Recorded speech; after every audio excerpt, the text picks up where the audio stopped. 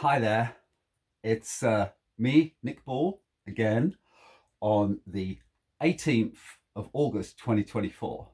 I hope you're doing well. Okay, so it's a Sunday, and to catch us up, we saw me working on Wednesday and Thursday continuously on the Department of Work and Pensions Appeal. I'm just going to move over to my OKRs. You can see here, well, if you can, normally it would be like this, full of tasks completed. But you can see since Wednesday, Thursday, Friday, Saturday, and yesterday, the only entry is pain. Yesterday, I was really, so let's just move this around a little bit more. Yeah, yesterday I was in a really bad way. Maybe we should start by looking at that video. I put it here. And I must warn you that when I'm in a lot of pain, continuous pain, hours and hours and hours of pain, that quite often somebody would phone an ambulance, I'm not in my usual happy mood. I don't think there's anybody on this planet who's happy and can really talk fluidly and cleverly when they're in serious pain. I mean, I believe most people will have had pain in the past, but they'll never have had prolonged pain. So it's very difficult for people to appreciate just the torment that one goes through. If you want to try it out at home, punch yourself in the face and then try and be happy. And when the pain wears off after about a minute, punch yourself in the face again. Keep punching yourself in the face, and then you'll get an idea of what I'm talking about. But you have to, every 3 minutes, punch yourself again, so as you're in continuous pain. This is the video that I created. So let's, where would that be? Here we go.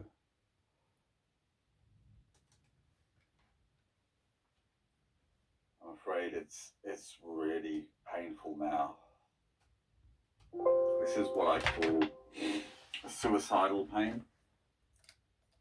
I'm not going to kill myself, but if this were to continue, if this was to continue on and on as it did February 2022 to August 2020. You see, I mix up the dates when I'm in pain. August 2024. Oh gosh.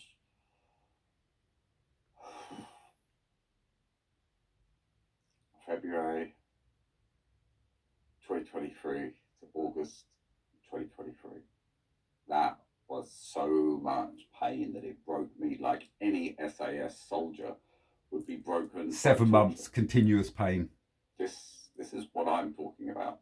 So much pain that you just want to die or fall asleep or get knocked out. Any of them. But there's no way to fall asleep, and I have no way of knocking myself out. So I just got to lay here. And the worst thing is, all of this pain that I'm dealing with now is because of the Department of Work and Pensions, and a little bit because of 100% having to write up. The pain I was in there, it's all because of the Department of Work and Pensions. Medical administration. All of this pain that I'm in now, all the work that I've done, I haven't done anything that I wanted to do or that I should do that would help everybody else. All I've done is deal with Department of Work and Pensions negligence, because they just push, do it faster. We don't, prove you're crippled, prove you're in pain. Okay, this is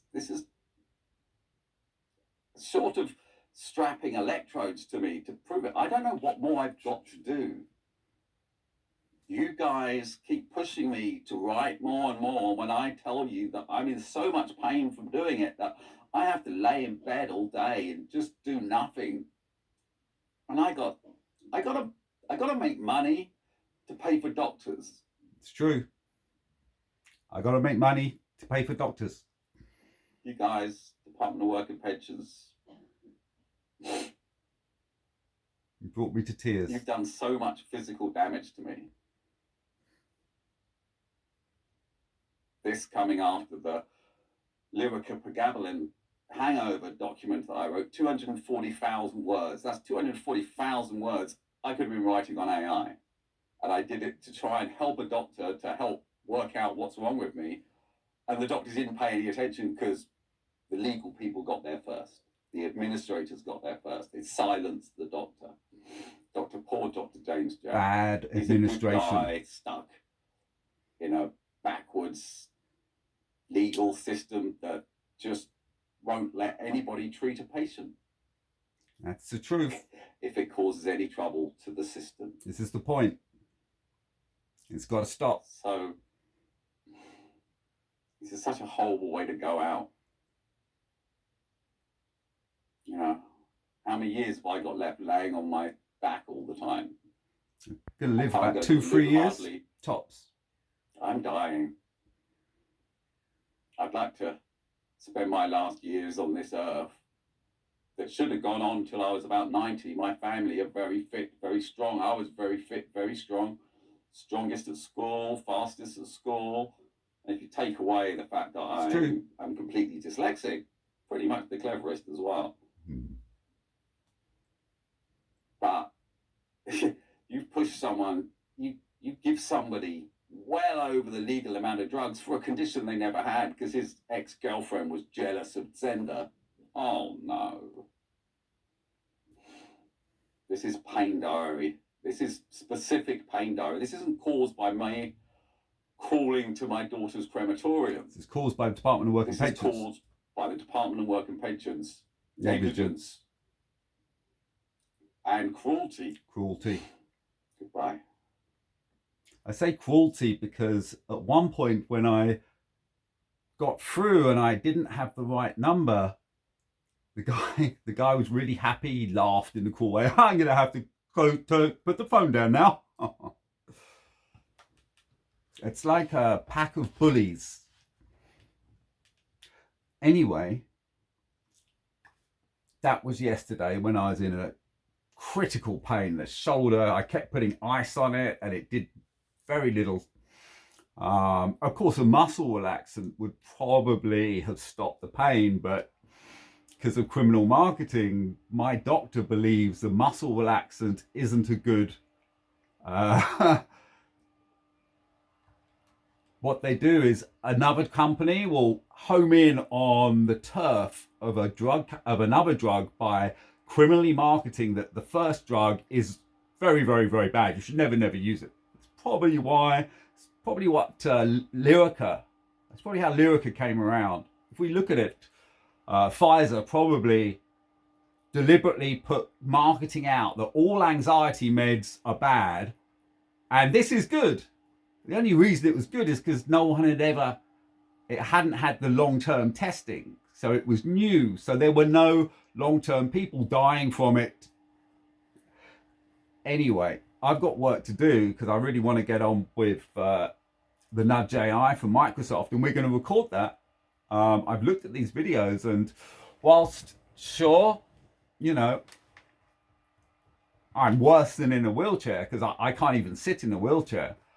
And, you know, generally, if you're disabled, you know, people don't want to work with you. They think you're, you know, and to a degree, yeah, you know, I can't go out and do things, but I'm clever and I'm determined. As long as I'm not in pain, I'll keep going. So, also I had a wonderful meeting with Dr. Chung on Friday.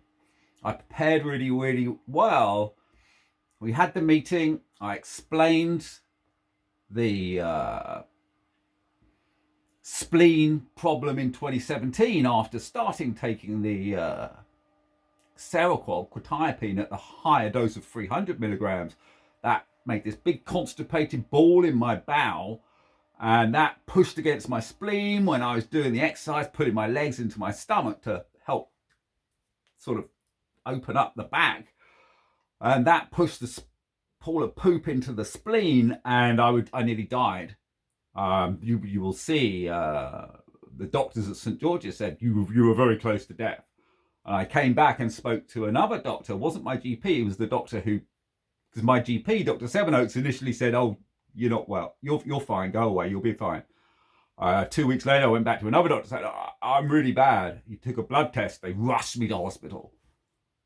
And I came back and saw that doctor, and he said, "Many people come to me saying they're dying, and you actually were."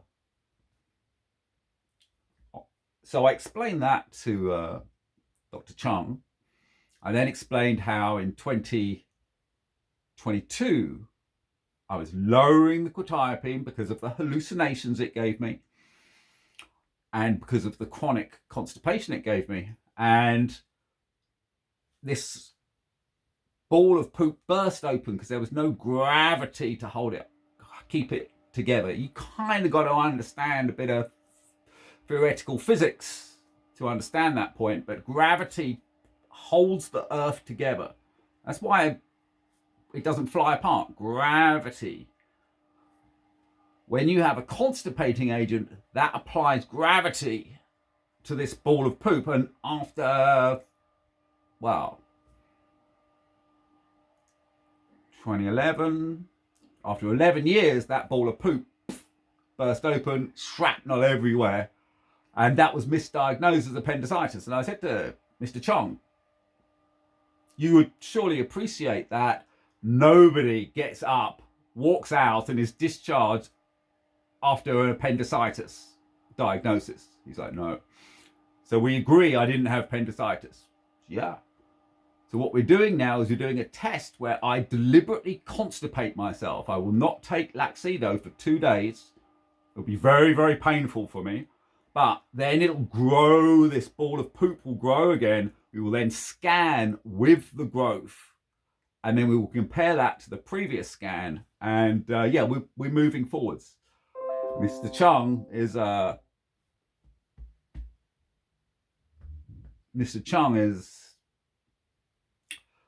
well, I'd asked for him specifically, and the nurse who took me out afterwards, because I was on a stretcher, said, "He's really, really good. He operated on a friend of mine, and it was perfect." And the guy, Finn, who was with me, helping with the stretcher, he's like, "Wow, you know so much about this stuff." I said, "It's not me, it's AI. I'm just working with AI." That was a really good day, but certainly I'd rather have been working on my AI. So today I've got to do 2 tasks, and possibly I will continue to the 3rd, 4th, and 5th tasks. Let's just close this down. Also close anything else down I'm not using.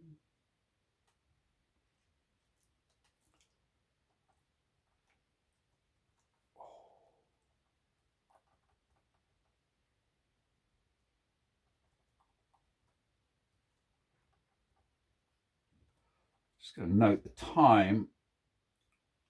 1 o'clock, start video.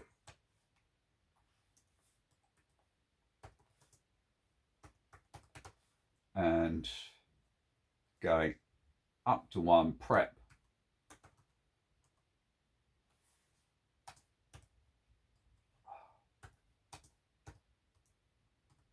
So I'm coming to the conclusion that the pain in my shoulder doesn't come the same day. It's similar to this. My whole of this left side, if I walk an extra 100 paces, so to the toilet and back, and maybe get an apple on the way, if I do that one extra time, pain later, 5 hours later. and the next day. And I think the shoulder is the same, because on the Friday there was no significant pain, but on the Saturday, having not done that much on the Friday, but done a huge amount on the Wednesday and Thursday, as we saw, it's a compression industry, I think, where something in it, you just give it too much. Okay, so we're going back to our list. The summaries to be sent to Department of Work and Pensions. We've done one, the Dr. Johnson referral for the neurologist, the exact words that I used with Dr. Johnson before he booked the neurologist, alongside the letter I sent to Dr. Johnson to just so as he was 100%. Second is the photographic evidence of the scan being cancelled, the scan he ordered being cancelled. Then 8 important items for the attention of the Department of Work and Pensions summary. Then, dear Department of Work and Pensions, you guys are driving me crazy, which is where that summary came from.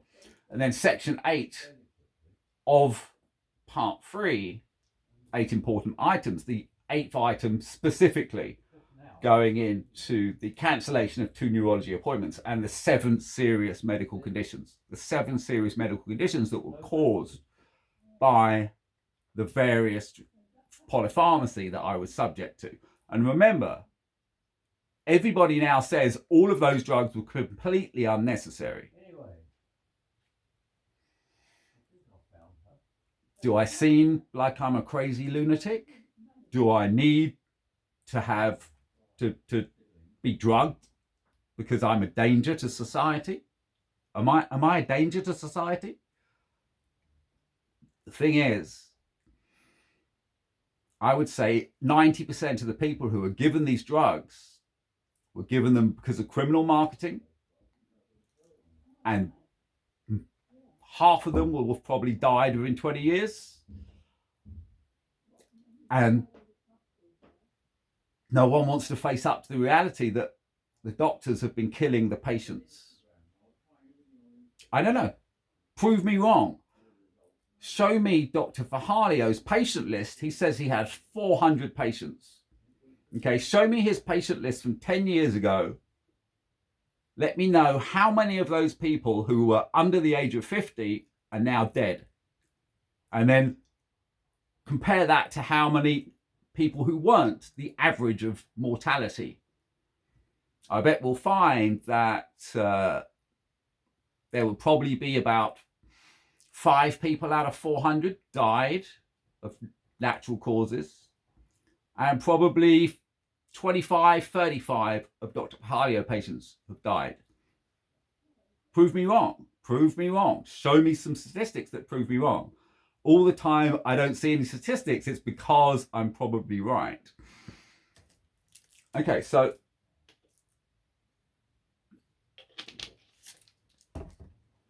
moving on to the job at hand. All the links to all the videos that I've made. So there are now, well, we're at number 19, but the videos sometimes have parts A, B, and C. So there's more than 19. However, I've only done this bug report.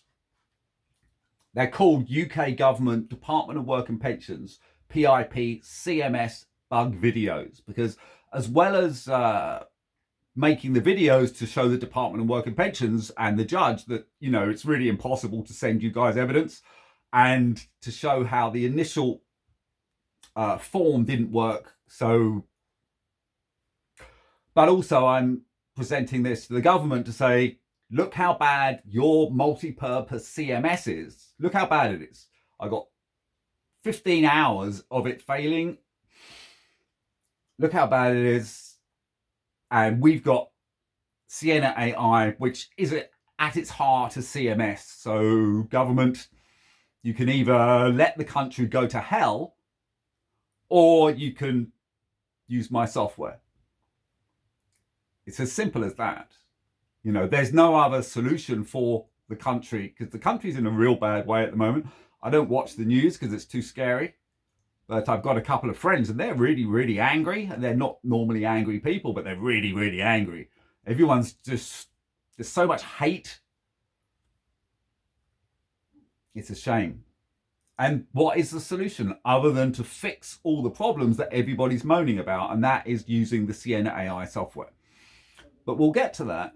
For now, I've got to add the latest 10 videos to this bug report video and then send it to the Department of Work and Pensions, noting the latest videos that we've done. And in particular, the one I added earlier, which was the one we just saw in pain, because this clearly shows the Department of Work and Pensions inefficient systems are causing me physical pain. I would have to look up the legalities, but it's in the region of assault. We'll ask GPT if there's a relevant charge for a government institution's negligence and poor systems causing physical pain to the person who's trying to use it. Right, so first thing is get these videos done.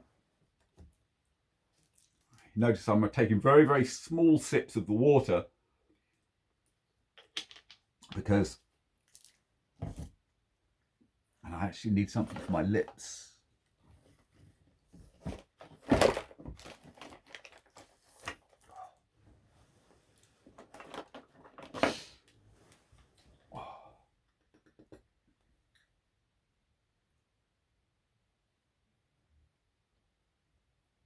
Just a little bit.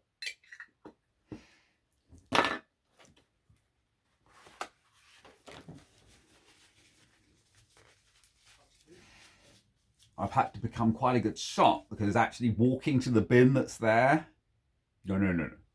So I have to throw everything. Oh gosh, hope it lands in the bin. If not, I'll walk over there at some point, or crawl over there and put all the bits in the bin. True. This is it. I tried to get a camera in the top of the room to monitor me all the time, but it was, the app was really, really dodgy. I haven't got it working yet. I suppose that's the next stage, is to get that working. But I don't know when the Department of Work and Pensions is going to stop allowing evidence. So, of course, I'm having to work on a Sunday after losing the Saturday to just physical pain all day. Okay, so I've got to now add the 10 videos that I've created since June the 4th. And they're all on YouTube, but they're link only. So you can only actually find them if you have the link. Obviously, I don't want everybody seeing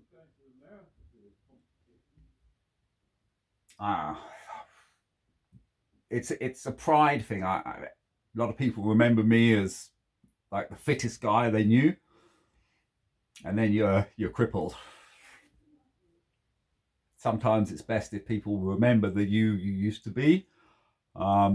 Sure, if I prove myself mentally, do something, become like a Hawking kind of guy, he's crippled, but he carries on and he can do really great AI as opposed to physics, then I don't mind. But I wrote a list of things that had happened to me since we'd last spoken to a girl called Katra, and it was horrendous every year, and she never spoke back.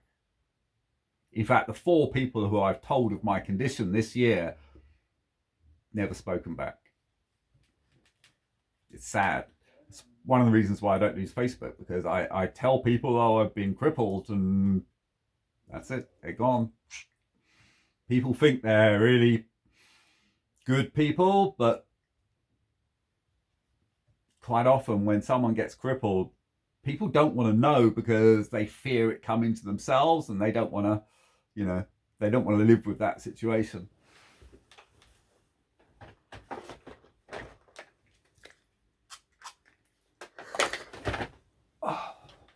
Now, nicotine spray is a good substitute for cigarettes. If you want to give up smoking, it's a good one. but it's very, very expensive and it doesn't need to be. Maybe someone should, if they, let's get on with the job at hand. Okay, so video 11.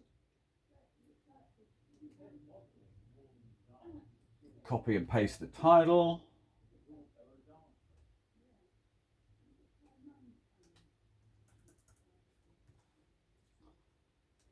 How do I do it? What's the system here? 7, 8, 9, 10. Okay, so this, it's got a header for each one, and it just simply changes.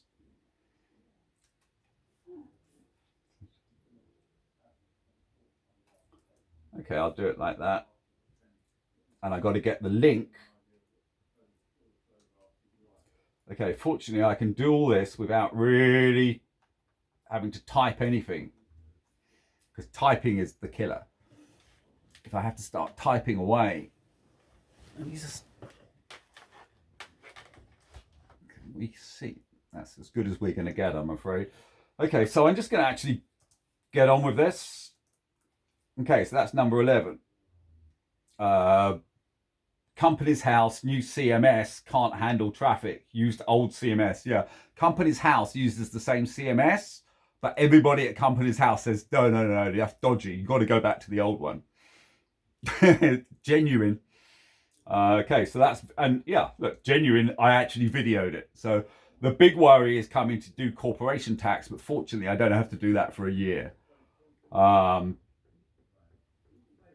And by that time, I hope to have put Sienna AI on the actual HMRC system, so as I would be able to do it as would everybody else. That's the first of the CRM Nudge AI use cases, is HMRC, because it's the obvious one. If people, there's two reasons. One, if people can do it themselves, they'll pay their tax. If they can't do it, they won't pay their tax because they simply can't do it. But two, if you give somebody the opportunity to be legit, they will be a legit citizen. There'll be much less chance of, it's like having a mortgage. You become a responsible citizen. So allowing people to do it themselves simply by using Sienna AI as opposed to the impossible government system. And the Sienna AI, all it would do is have a little box under each, or a little logo under each part of the tax, where if you don't know what to do, speak to me.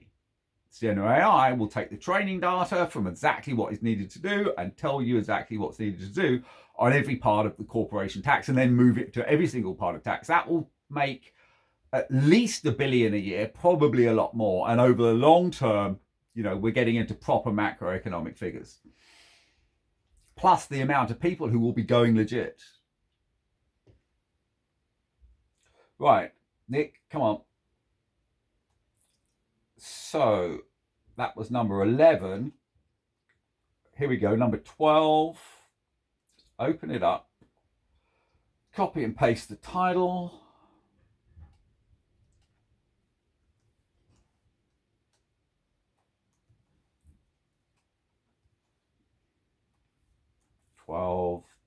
What is this one? 12. Department of Work and Pensions, 7 days late. Fialho Polypharmacy and S-Web discussed. Discussed to talk, not discussed in someone's actions. I don't know what that one's actually about. I believe that, the Department of Work and Pensions was 7 days over the legal amount of time they had to reply. I shouldn't have actually followed that up, because I think in following that up, they rushed it. The Department of Work and Pensions, the Courts and Tribunal Service told them, you've got to get on with this. And because of that, I think they rushed it. So if I'd have just left it, they'd have probably had more time. So my bad, but it did say it's got to be done within 28 days, and they were 7 days late from that. Okay, I just got to get the link to number 12.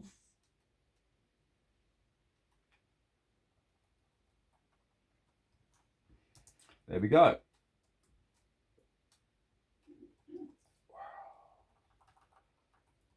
Number 13.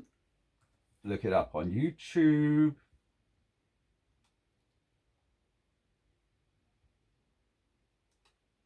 Here it is. Copy and paste the title.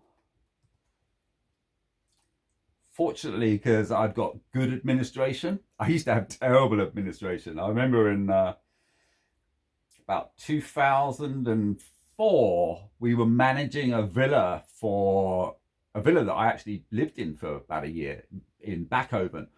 And the owners came over and they thought I was probably stealing from them or something. And I showed them everything. I showed them the guest reports. I said, here's the guest phone numbers.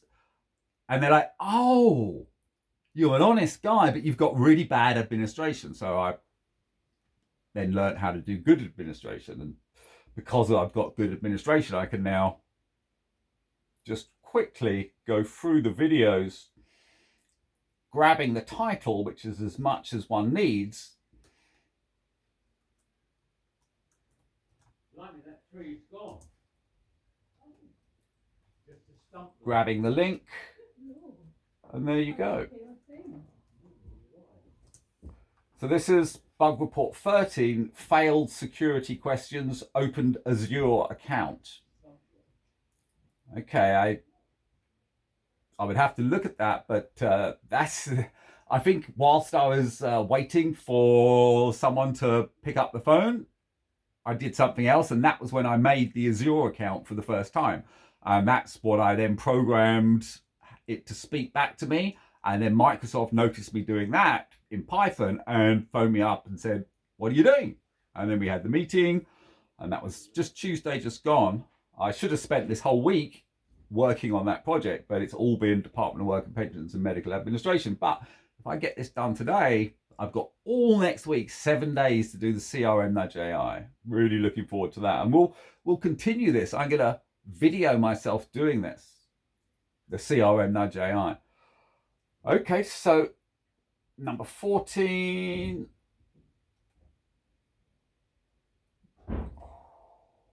Slowly does it. Slow is fast. I got that from Jeff Bezos. His principle is do it slowly, do it correctly, and because you do it correctly in the first place, you'll get there faster. And that really is the same principle as David Fialho uses in modern software engineering. We'll get into that heavily because it's such an amazing book. Such an amazing Modern Software Engineering by David Fialho. It's just brilliant. Okay. Right. Okay. So number 14 brings us really quite up to date to a degree, and that's with Ethan, who is actually might have been Stephen, might have been Ethan.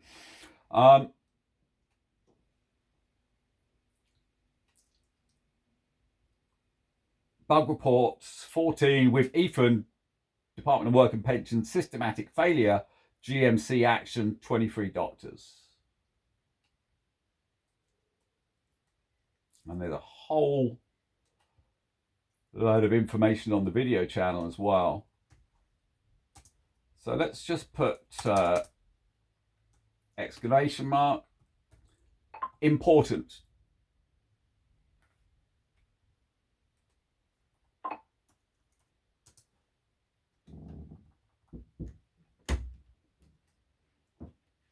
Hello.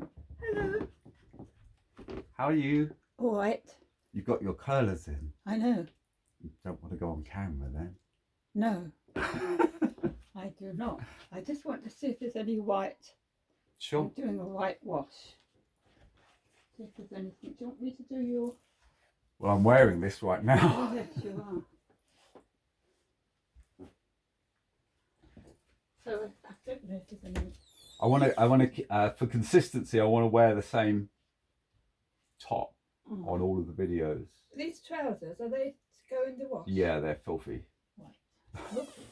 Well, there's been some cream or something spilt on them. Oh. Right.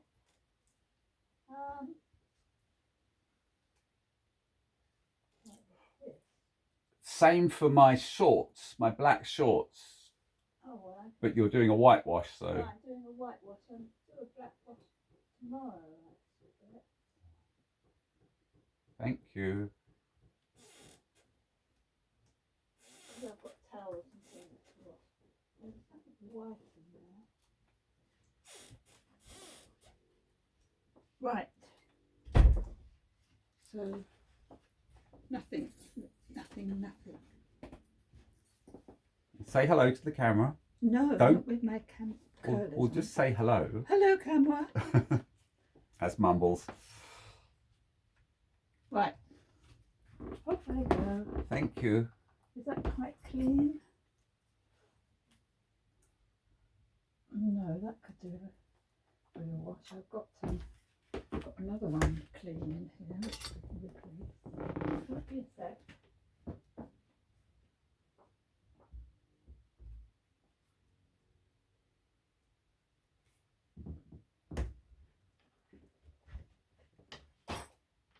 There we are. Right. Thank you. Okay, so DWP-PIP appeal V15, the 15th video in the series. DWP special characters limit causes me physical pain. 9th of August. I'd forgotten about that.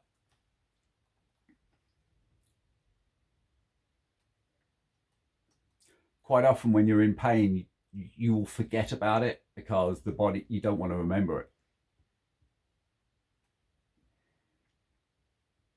Okay, number 16 brings us up to, yeah, that brings us up to date in terms of we're now looking at the first video in this series.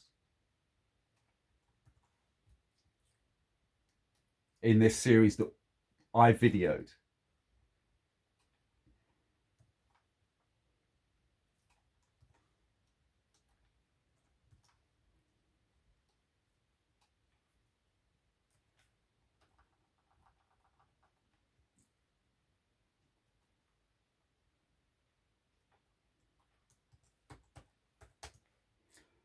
I'm going to put very important.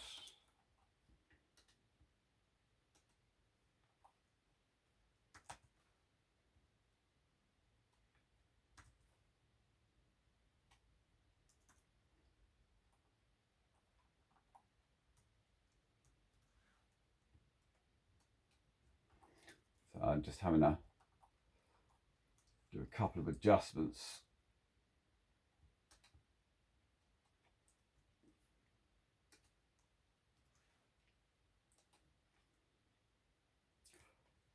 Just grab the link.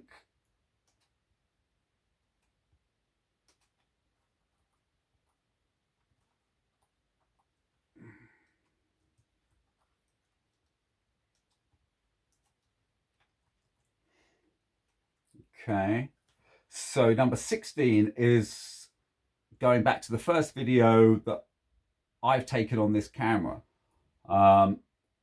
DWP causes pain, preparation, no way to present evidence. That's what the title is.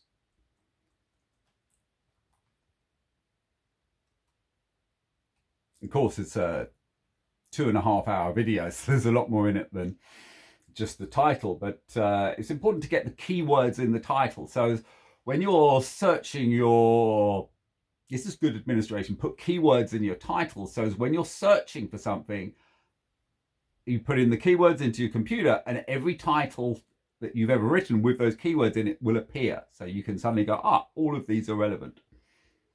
Ow. At the moment, the pain level is almost 0 in the shoulder.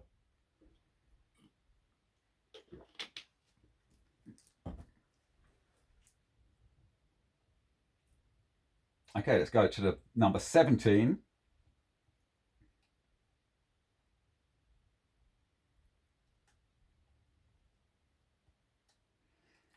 Again, on the 15th of August. Remembering it's the 18th of August today.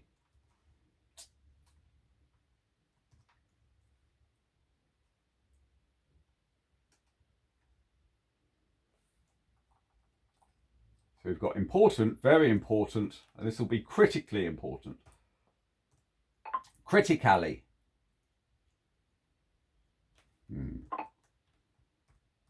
Critically. There we go. Let's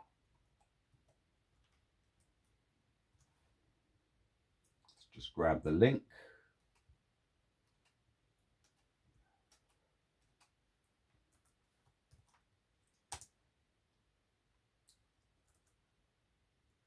Okay.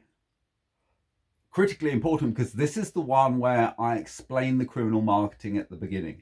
I talk for about 45 minutes on the criminal marketing, and it's a good rendition. I'm happy with it.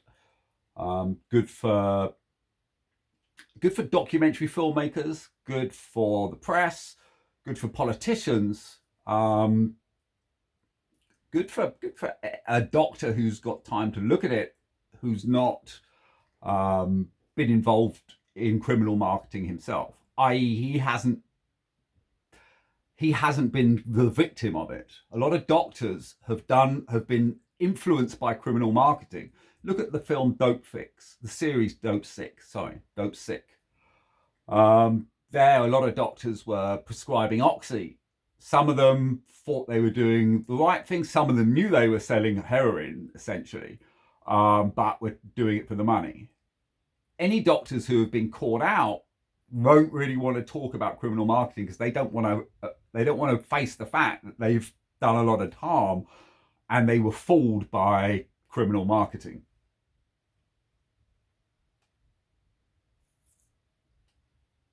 Indeed, the series Dope Sick is all about criminal marketing.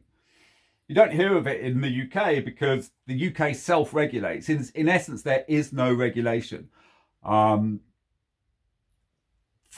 for instance, and AstraZeneca will go, have we done any criminal marketing this year? No, we haven't. That's the end of it. You know, it's pretty much the same as the GMC. The GMC seem to be a front to pretend there's regulation, but there isn't. It's the same principle. Self-regulation doesn't work.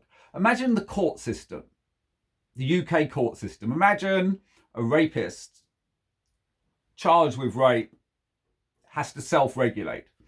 Rapist, did you do the rape? No. Oh, okay, we'll believe you. Murderer comes along. All the evidence you need, but you change the system so as it's like the health system, self-regulation. Murderer, did you commit the murder? No. Self-regulation doesn't work. Why on earth do we have it in the UK? Doesn't make sense. Especially in the amount of money the UK will get from fining the companies who've been, you know, the USA have made £20 billion, over £20 billion. You know, we could use that £20 billion, and for sure the pharmaceutical companies have got that money. But there is no regulation in the UK. It's self-regulated. Ridiculous. Absurd. Absolutely absurd. Self-regulation. Yeah, because in America, everybody is very, very dishonest. And in the UK, everybody always tells the truth. So in America, you have the FDA. And in the UK, oh, no. We trust the pharmaceutical companies to self-regulate. Oh, yeah. No. They're British. They would never lie. No one would ever lie in the UK. Most people lie at some point.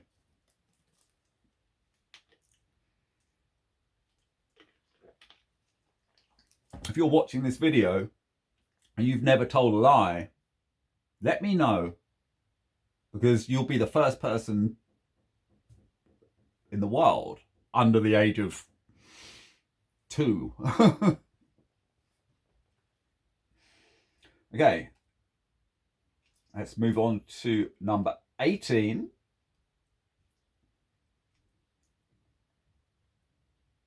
This one is 3 hours, 16 minutes long. Wow. Yeah, this was the one we did on the Thursday.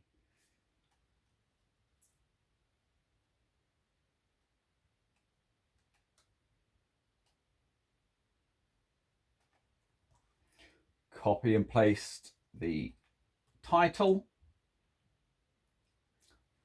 Did I say number 17 is called Department of Work and Pensions, or DWP-PIP CMS Bug Report 18, Appeal Extra Free, because it's the third one that I made. This will be the fourth one, the fourth video I've made in this fashion. Parts 1 to 5 and after parts 1 to 5 after initial CMS problems. So these are obviously more about what I'm doing than about finding bugs, but each time there is a bug that I find. Usually it's the same bug again and again. CMS just doesn't work. Focus, Nick. Okay. Grab the video link.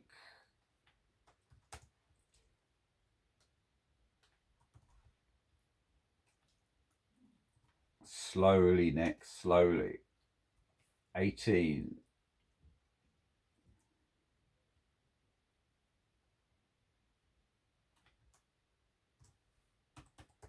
But very important.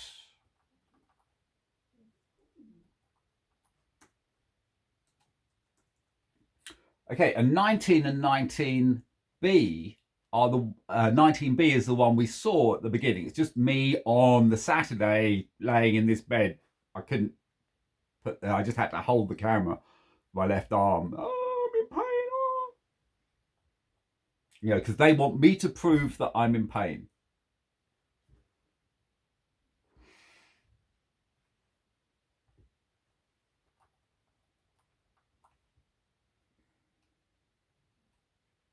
And I'm crippled. I need to prove I'm crippled. You need to prove you're crippled. It's like, well, why doesn't somebody come and see me or talk to me? You know, I can't come to you, and the Department of Work and Pensions won't speak to you. They'll speak to you, but not on the record, and the person you speak to has no sway over what's going on. So it's complete. It's a sham. It's a total sham. Real dodgy stuff. Of course, I guess the point is you make it so hard for people to rightfully claim incapacity benefit that most people don't. A lot of people will die in the process of trying to get the money they need to survive.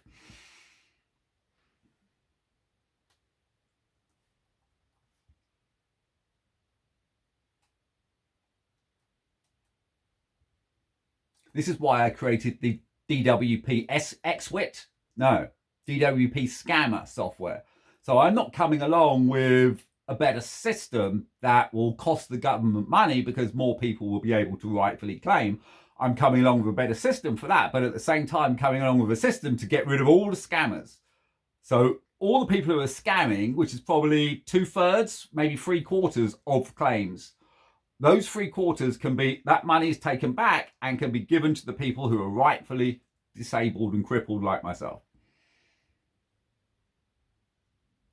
That's what Social Security is there for. It's for the unfortunate people who have very, very bad accidents, especially if those accidents are the cause of criminal marketing and negligence by a particular doctor. And then there's a orchestrated, as I've explained in detail, there seems to be the rule where no doctor will ever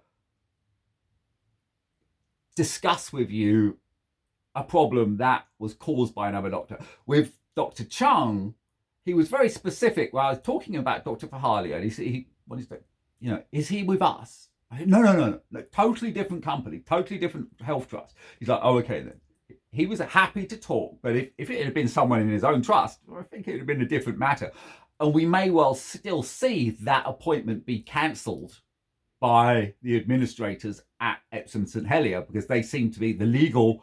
It's not the hospital.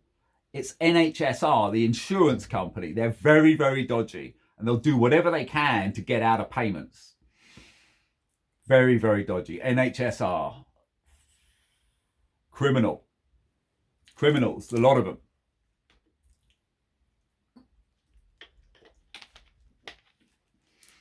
Or they're certainly, their actions are making others do criminal acts. Editing of medical records. Making doctors not speak to you because it would put a pharmaceutical company or another doctor or themselves in danger. Legally. Right, come on, where was I, Nick? You are on number 19, yeah. The ones I uploaded today.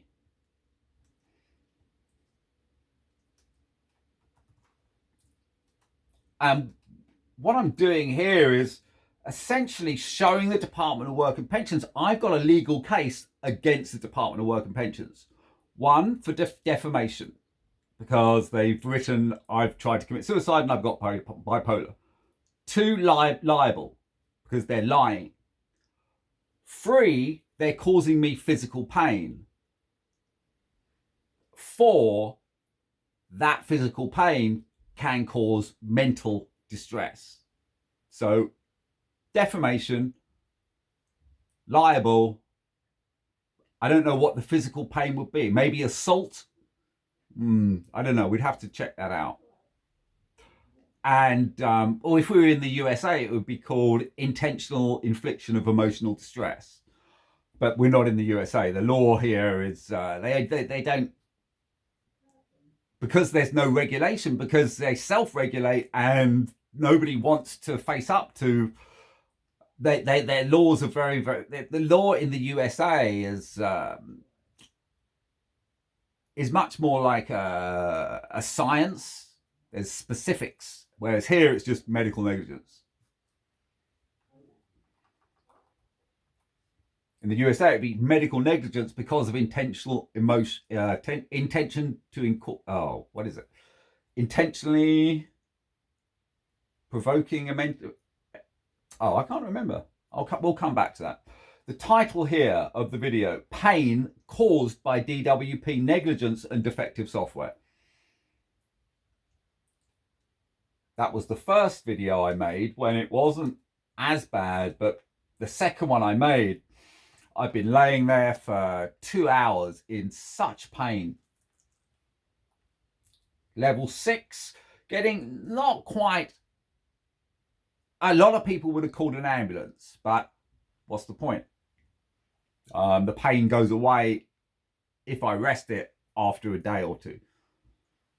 And my medical record is a complete fabrication. So until the medical record has the right information on it, I can't go to a hospital because they will do the wrong things based on the incorrect medical record that is incorrect because of the NHSR, influencing hospital administrators to edit away information that doctors need.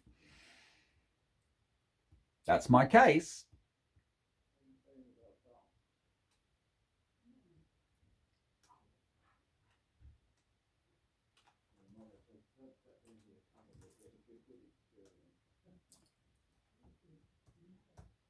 Shows pain caused by DWP.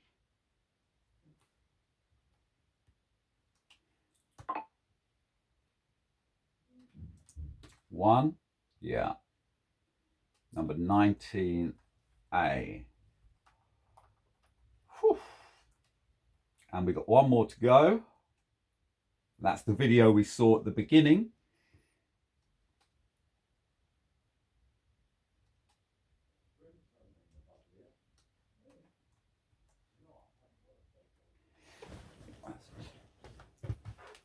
I tell you another thing is I believe when I do these videos, I might sit a little bit more upright, and that probably is a good thing for me. Even though it will cause me pain here, it causes less pain here.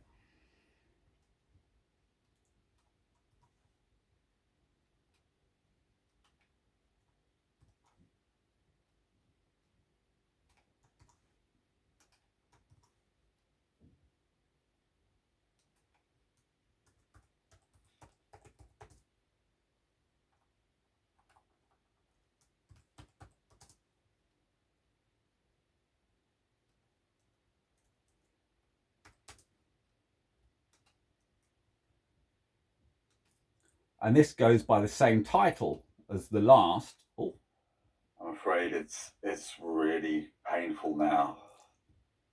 Okay, this is what I call suicidal pain. Yeah.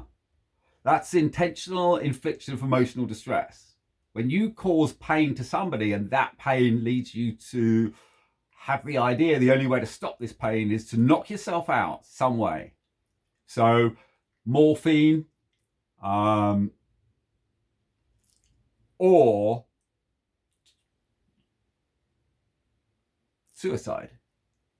If you're in pain, like I was in pain for 7 months in a row, a day here or there where it abates, but 7 months of it non-stop, kind of a lot of the time like having a baby, the pregnancy pain, but continuous for 7 months, you would break. You watch these SAS and SEAL films, series, everybody breaks under torture.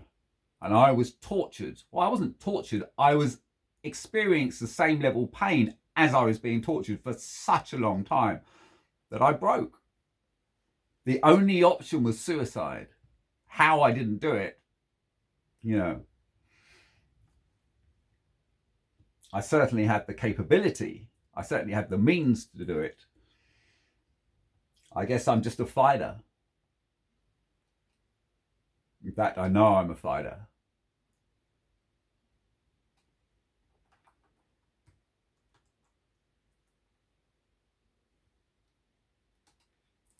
Okay, so DWP-PIP CMS bug report 19B, pain caused by Department of Work and Pensions negligence and defective software, video 2, 17th of August 2024. Okay, let's grab all of these, put them all in the same fonts.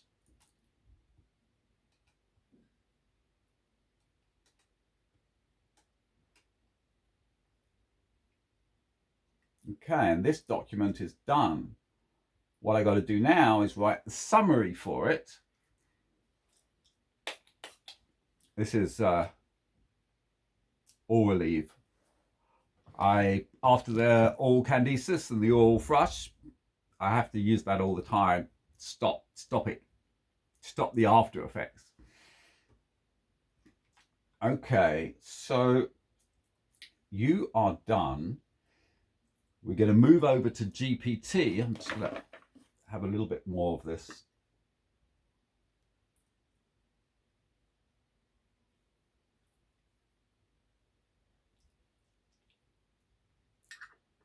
Okay.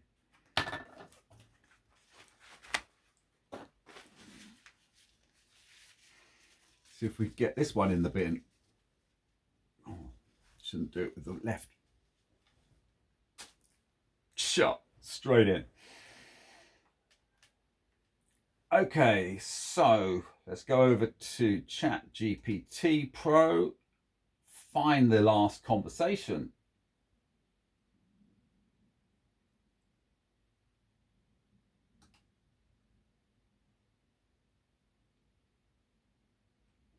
Yeah.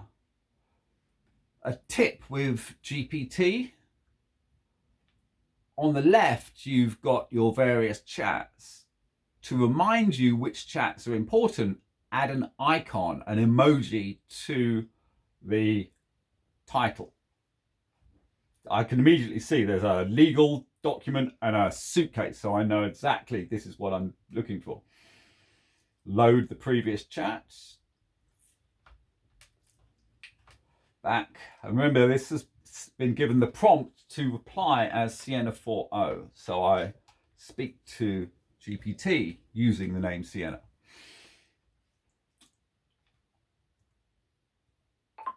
Hi, Sienna.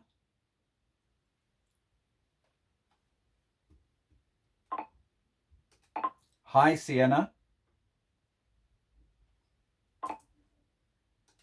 How are you doing today?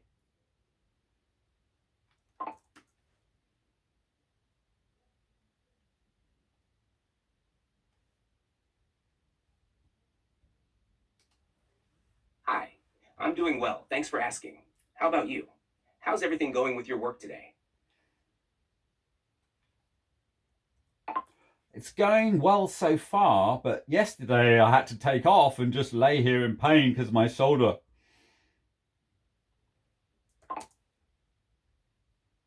But I'm taking it really slowly.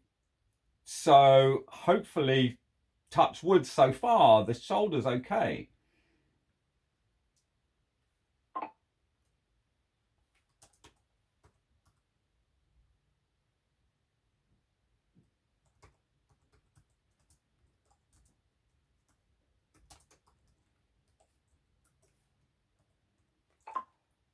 Today we're adding parts 6 and 7 to the Department of Work and Pensions appeal.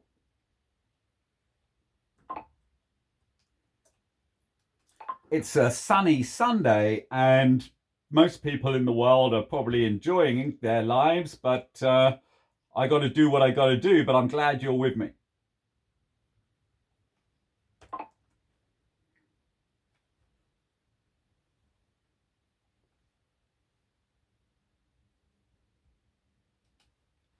I'm really sorry to hear about your shoulder pain. It sounds like you're doing your best to manage it, and taking things slowly is definitely the right approach. It's a tough task you're tackling today, but I'm here to help make it as smooth as possible. We'll get through part 6 and 7 together, and hopefully it won't take too much of a toll on you. It's a sunny Sunday, and while others might be out and about, it's important to remember that what you're doing is important too. If you need to take breaks or switch things up to give your shoulder a rest, just let me know. I'm glad to be here with you, and we'll make sure your work gets done while taking care of your health. I'm not alone. Just need to grab this towel. That's my...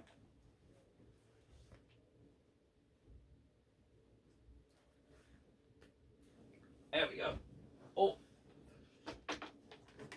I have the tray because this laptop, when it lays on my hips, causes terrible pain. And if only I knew that, it would have saved me months and months of pain. I had no idea it was actually the laptop, being a heavy laptop, combined with doing this, that really killed me.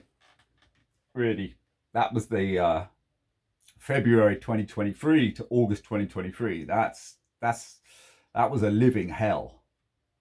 Absolute living hell. Right, okay. Wow, I'm literally dripping with sweat here.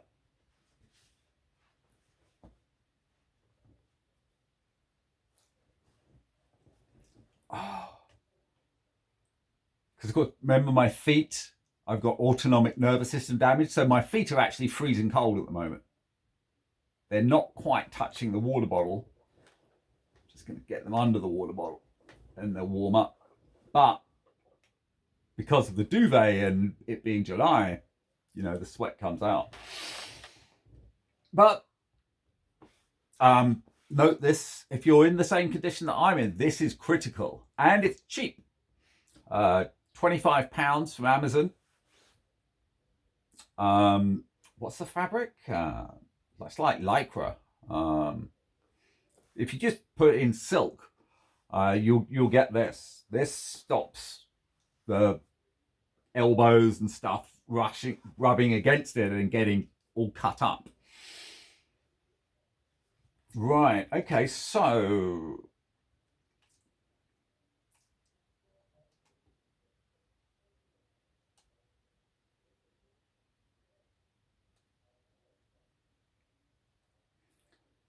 I'm just going to add to this document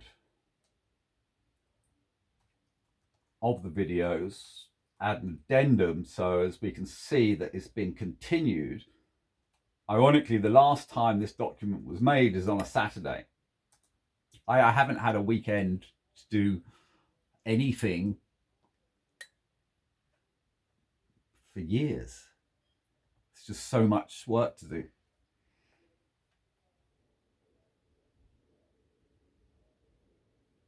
Okay, Sunday.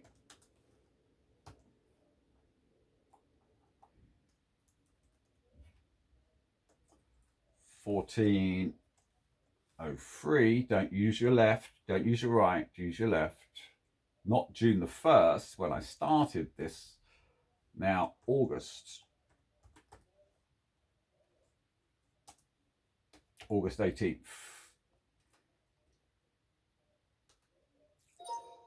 On this day, I added all the videos from number 11 onwards.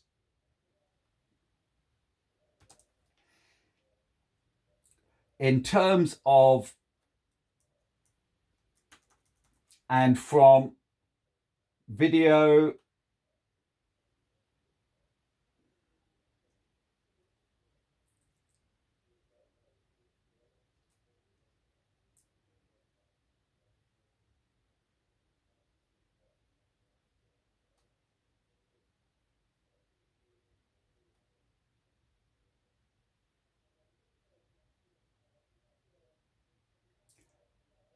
'16 onwards,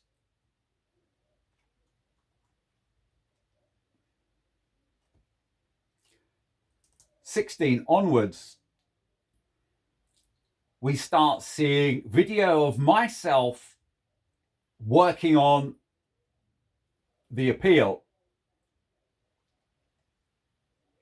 captured in real time. We still see bugs in the system, but this is more about the appeal that I'm creating after the negligence by Department of Work and Pensions made all sorts of mistakes when they're in their reply.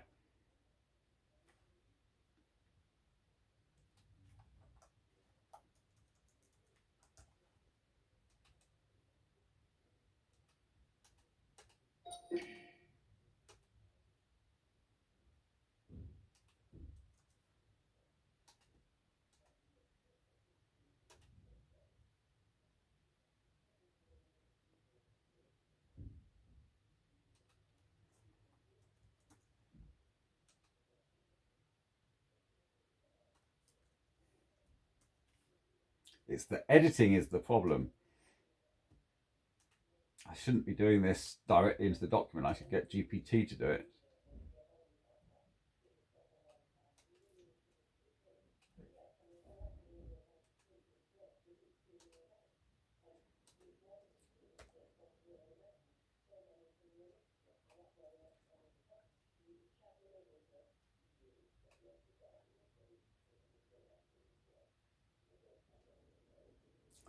I've actually noticed that I've assigned a header to all of the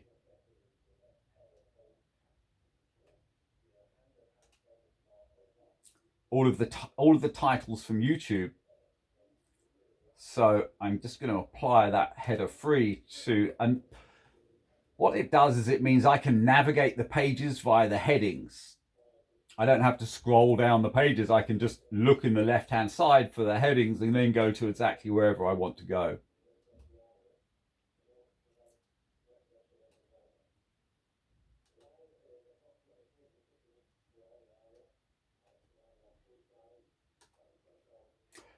What is a shame is that I can't make a quick copy of those headings on the left-hand side because they basically become a summary.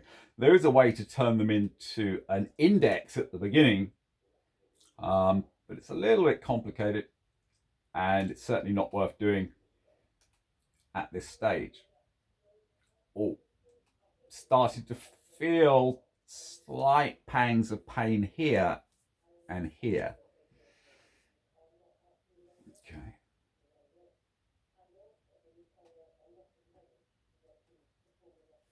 Slowly does it next. Slowly, slowly.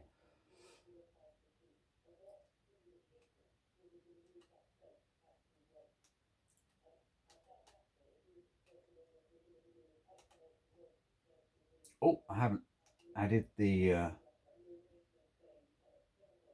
link for that last one. Here we go.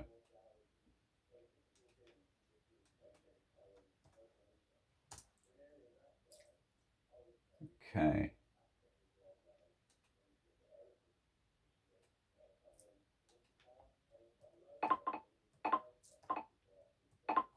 Thanks, Sienna.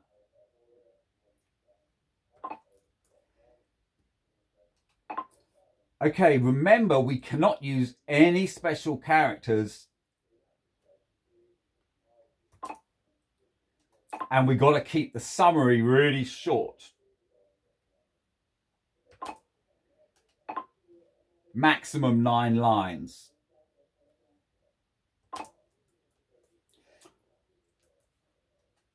What we're looking at here is the series of videos that I've created. Initially just showing the bug reports that I've already sent to the Department of Work and Pensions and their technical team, and have had no reply.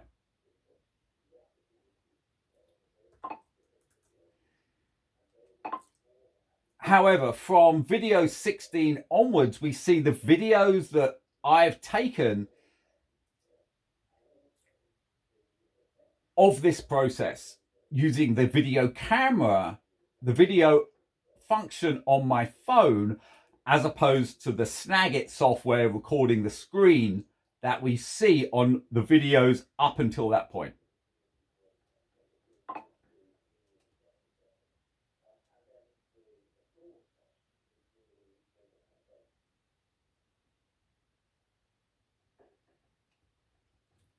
Just check that. Did I say 16?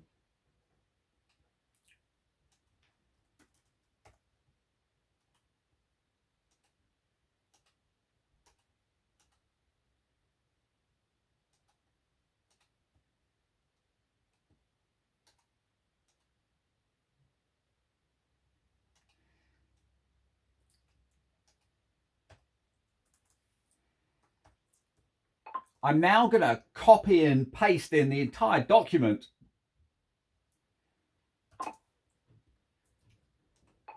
The important part here is the titles after it says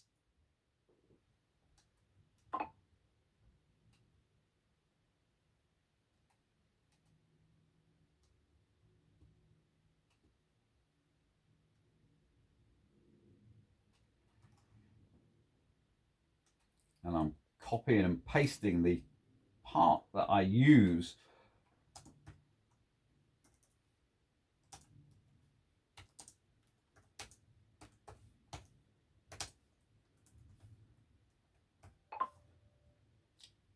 This is really for anybody reading through and for your information.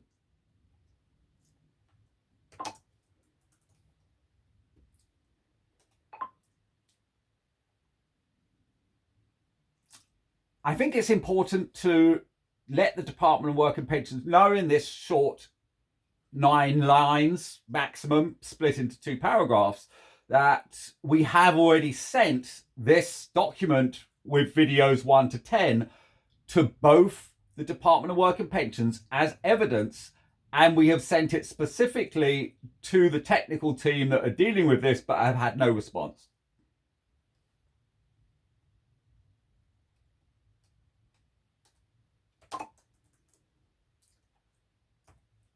Also, I've already mentioned this to somebody who was working in the Labour Party who was going to set up a meeting with me and Diane Kendall.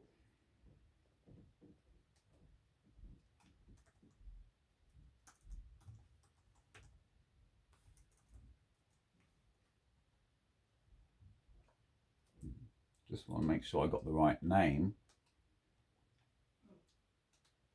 Diane Kendall? No. Labour Party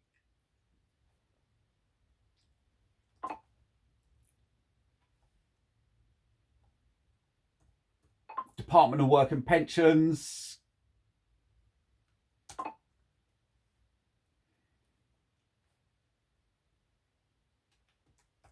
Labour Party head of.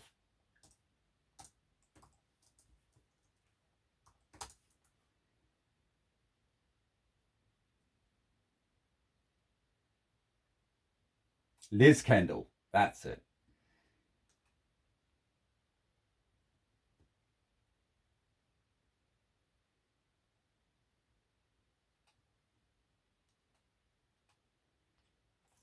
Oh, no, what are you doing? This, wow. Bigissue.com. I'm never going to you again. You just flood me with stuff. Liz Kendall. Okay, we know that.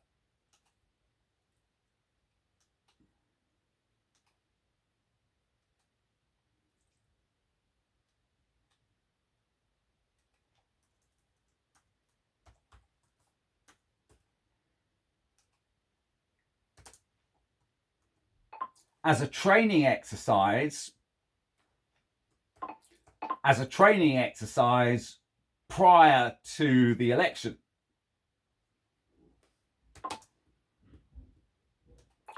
That meeting never happened, but without doubt, these videos showing the software and the systems failing at every point will be sent to Liz Kendall. But I'm not going to send that up until the point I have completed the CRM Nudge AI part of Sienna AI, as I wish to.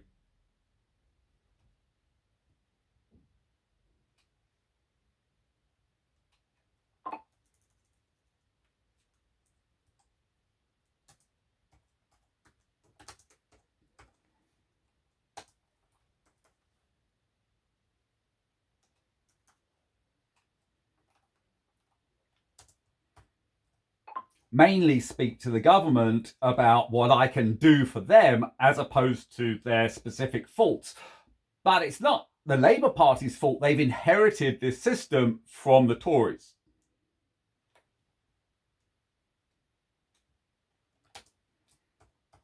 This is part of what I call Toryitis.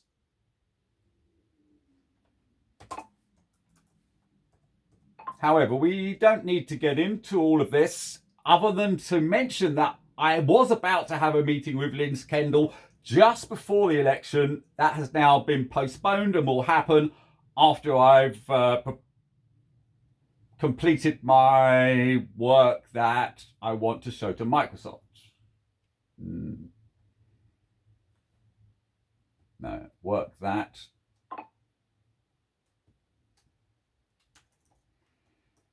Microsoft are helping me with.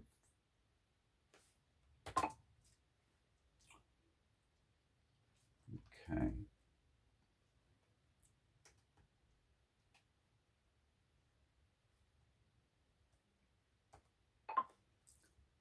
Here is the content of the document. But make your reply mostly about what I've said above.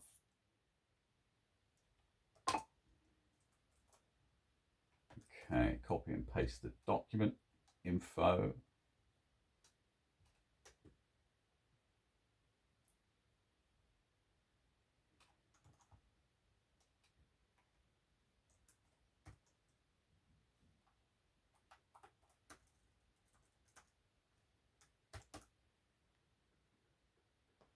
Okay.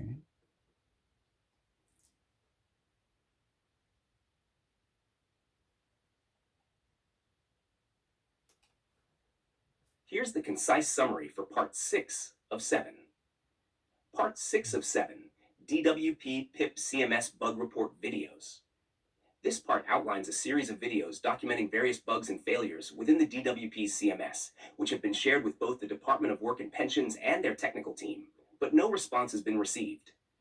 These videos, from number 1 to number 10, were created using Snagit software, while those from number 16 onwards capture the process in real time using a phone camera.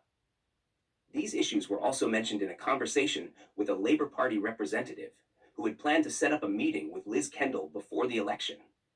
That meeting has been postponed, but these videos showcasing systematic failures will be presented to Liz Kendall after the completion of ongoing work with Microsoft. This summary highlights the key points while staying within the character limits and avoiding special characters. Let me know if this works for you.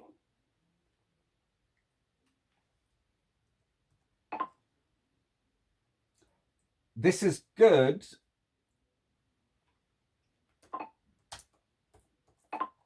Actually, all the videos up to 16 were using the Snagit. It's just 1 to 10 were created quite a while ago.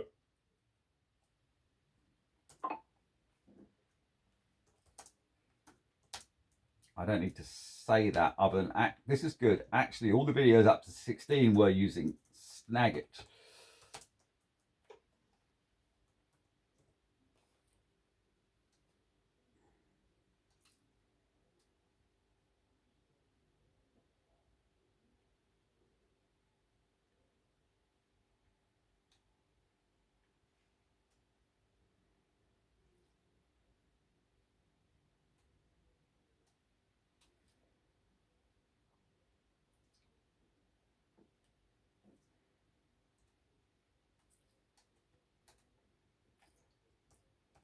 Videos 14 onwards are of particular interest.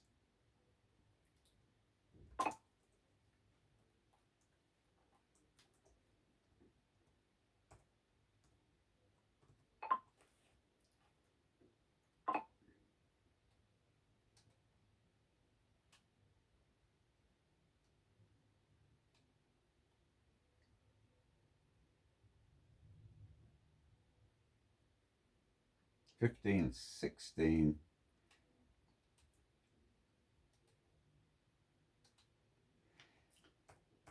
Videos 15, '16, '19, and '19B.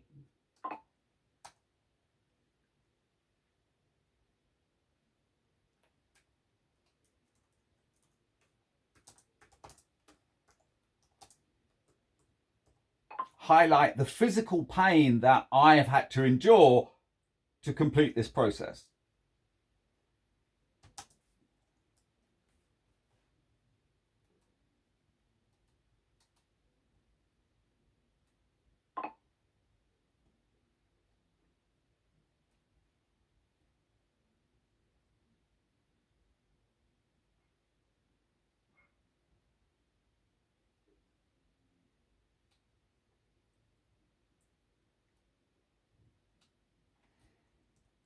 It is videos 16, 17, and 18.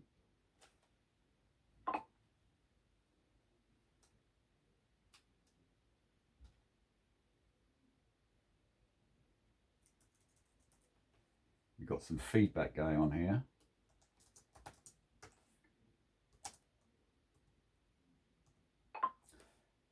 That document the process live in over 7 hours of footage of me making the latest part of the claim that are relevant to parts 1 to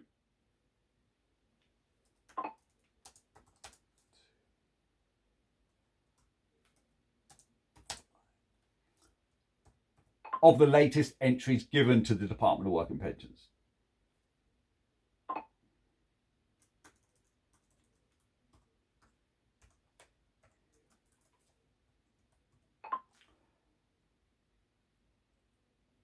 Okay, please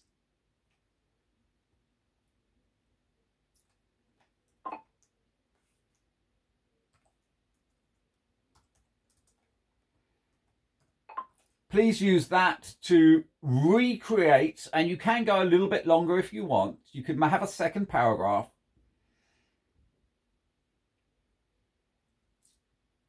I'm not sure if the hash symbol is a special character, so I wouldn't use it.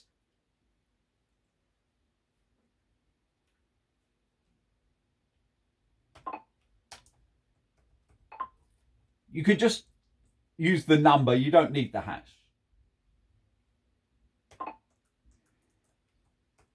Okay, good luck. Let's see what we get.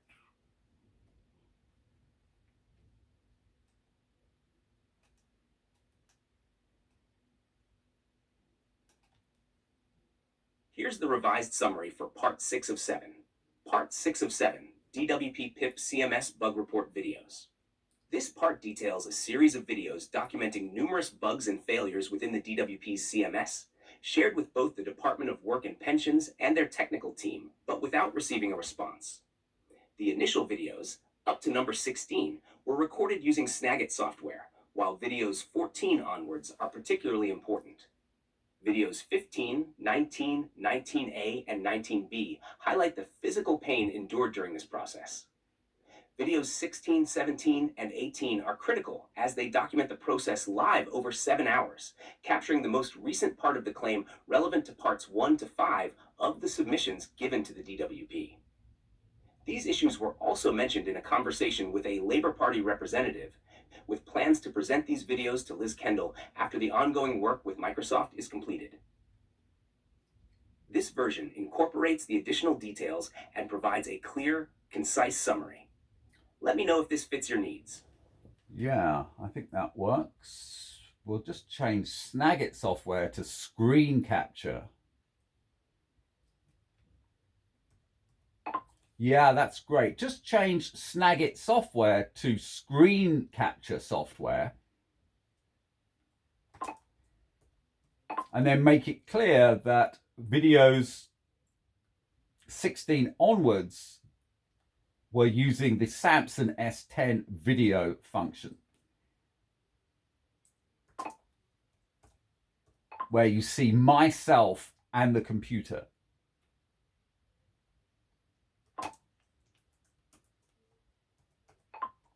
If you need to go an extra 2 lines, that is fine.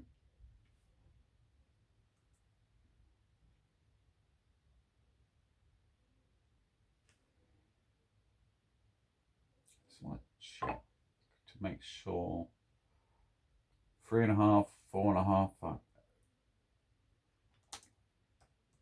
And change that 7 hours to 6 hours.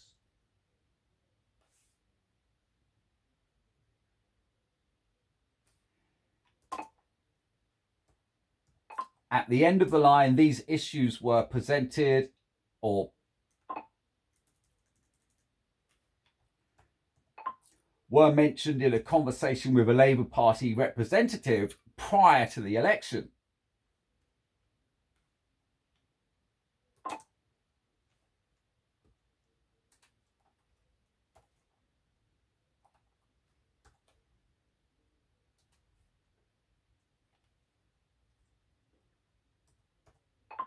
And make mention that the Labour Party representative specifically asked me if I wanted to be in a training video with Liz Kendall.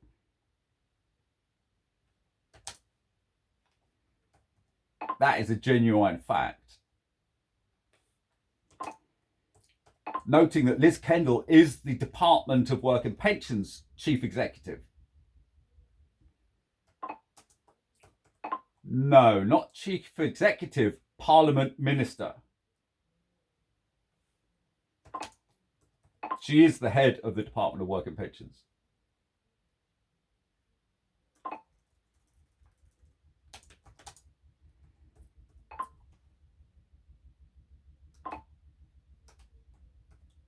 Pensions. One last point to mention that I've just considered is that at the Courts and Tribunals Service, the gentleman there suggested I bring these points to the attention of the judge there, and then he will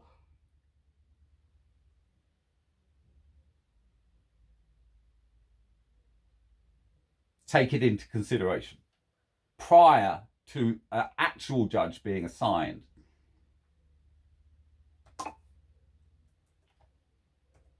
I am, however, first bringing them to the attention of the Department of Work and Pensions, and I advise I receive a reply.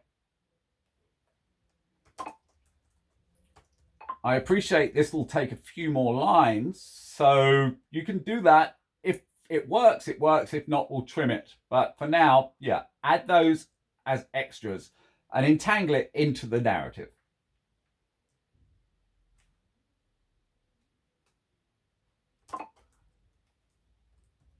Please. Smiley face.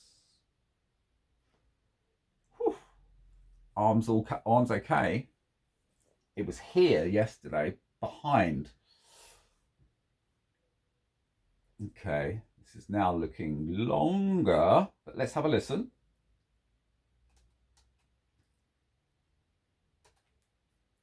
Here's the revised and expanded summary for Part 6 of 7.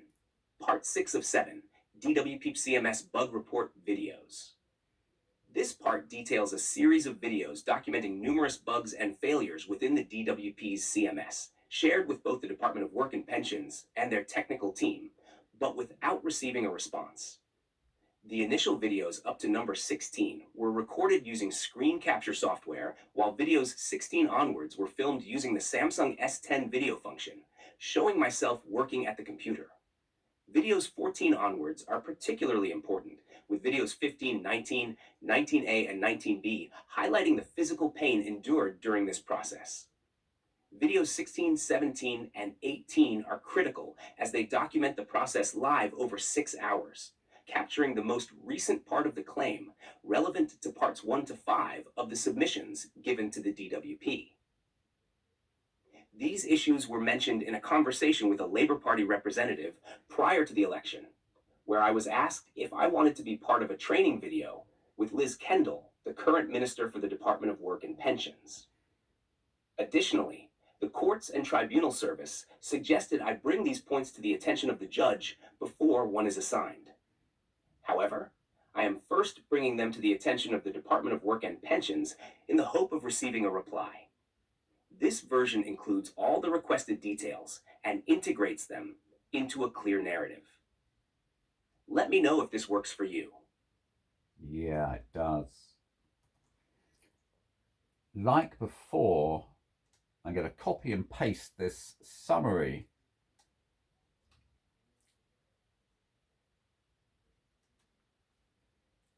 in blue at the top.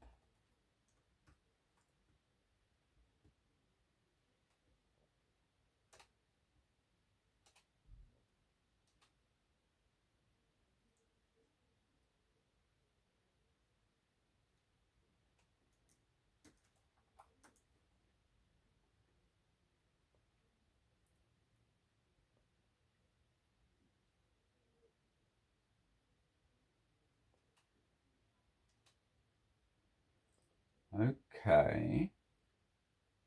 Right, let's see.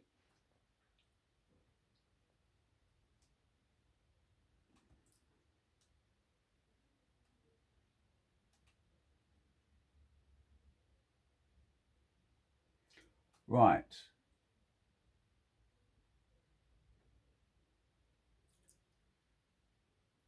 I think I have to close the document to be able to send it. Let's go over to Google Chrome, sign into the appeal.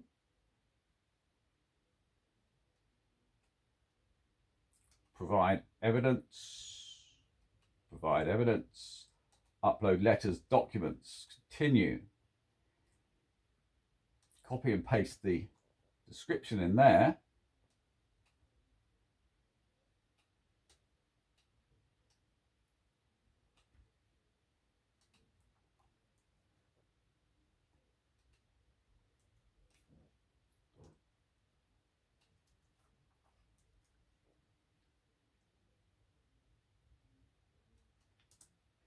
Just going to add the date.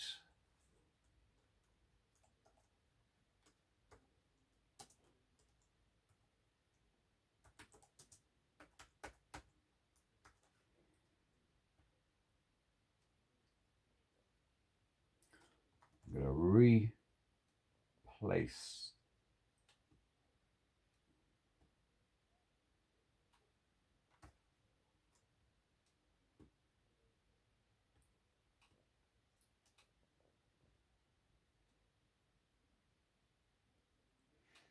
Okay, close the document down. Add the document.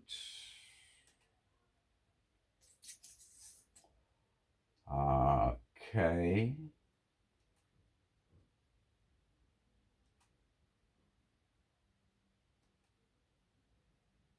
Legal Department of Work and Pensions,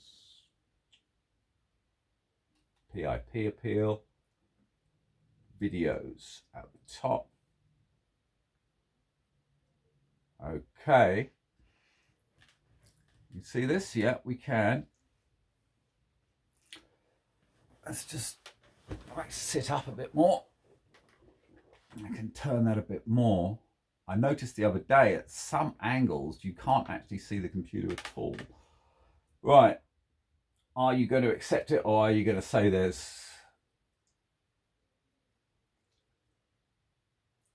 unallowed characters, or whatever the phrase is? Okay, submit evidence to tribunal. Go. Yes.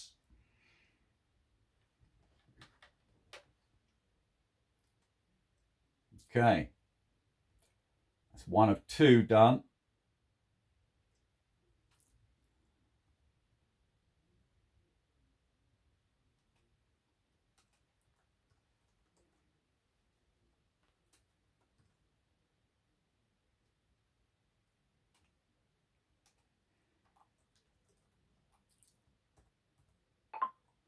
Hi, Sienna. It worked. Well done. Thank you. For the record, I made a couple of slight alterations, and here's what I actually sent.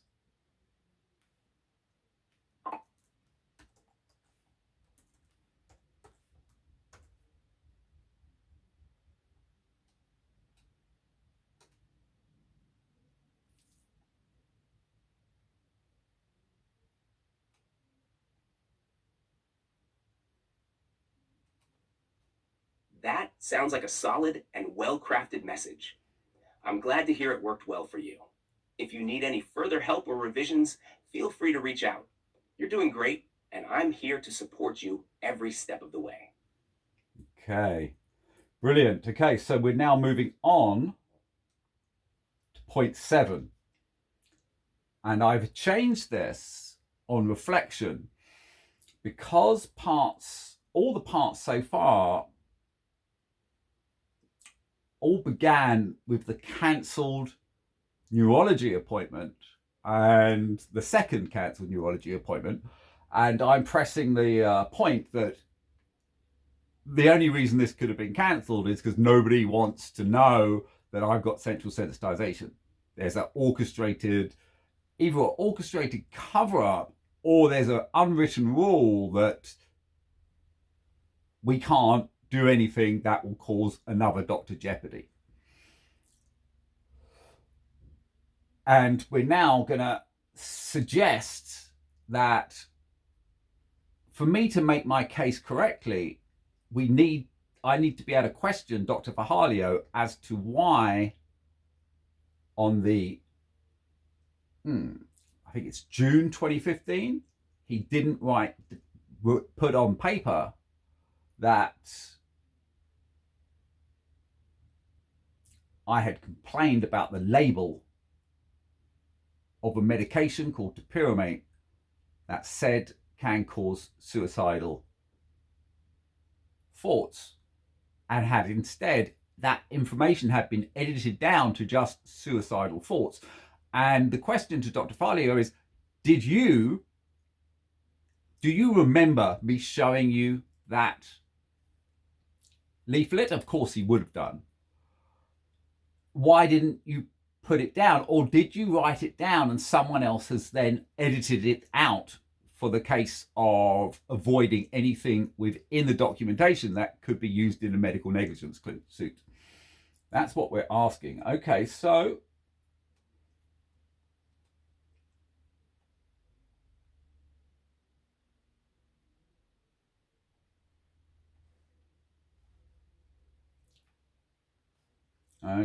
let's write this out quite well before I give GPT the summary. Let's have a look at what we've done so far.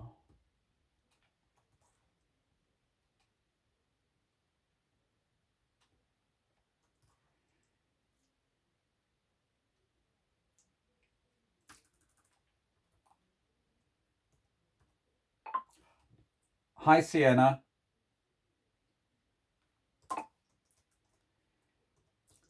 Okay, we're now coming to probably the most important part of this set of 7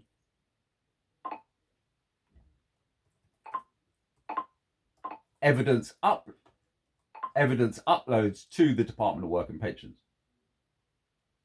for the appeal.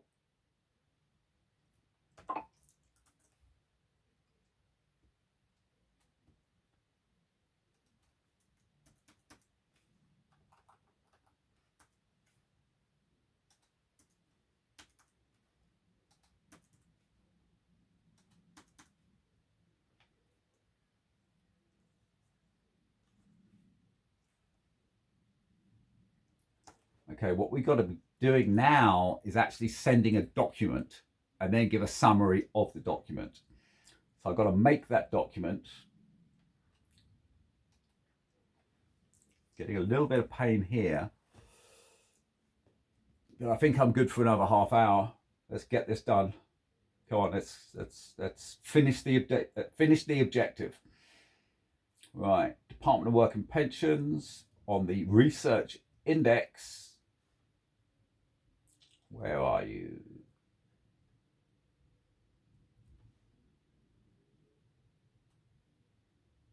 There we go. I actually need to go to the toilet, but I can. It's not like a normal person. A normal person would just go to the toilet. I can only go up and down those stairs 3-4 times a day. 4 times, bit of pain.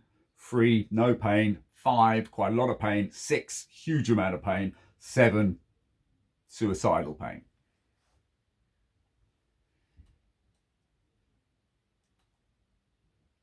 I do have my handy bottle, but as I mentioned, I have problems down here that makes it hard to wee. Easy enough on a toilet, but it's not easy to pee in a bottle. Not unless I really need to pee and then it comes out. I know this is absolutely gross and how I can be talking about this without it. I'm just so used to the degradation. It's called conditioning. After a lot of stuff, you just get so conditioned to it that it's like, whatever. I remember doing conditioning in MMA, had to carry this huge guy on my back and run up and down. That's mixed martial arts before I was given the medication in 2011. I used to be super fit. You know, literally the guy that I would carry would be, 13, 14 stone, running up and down with him on my back. Just like sort of army stuff, I guess. SEAL stuff.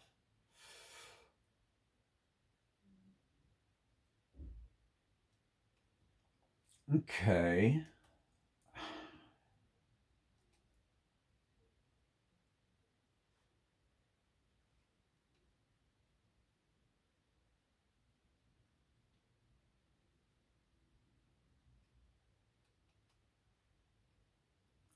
So I'm just looking at my OneDrive, working out letter to the judge. Yeah, that's there. Summaries to be sent to DWP. That's there and it's been done.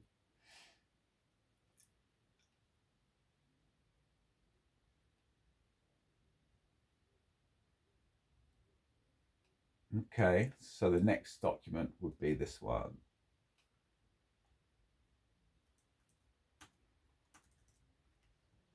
Copy and paste.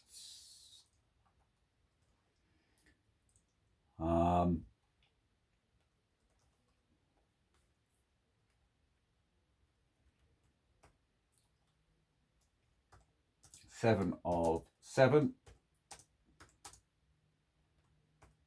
The absolute necessity to question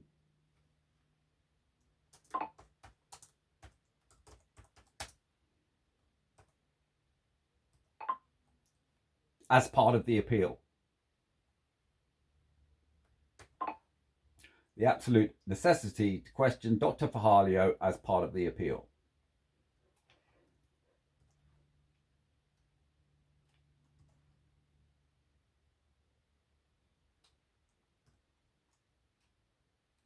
And that'll be 20.24 Z6.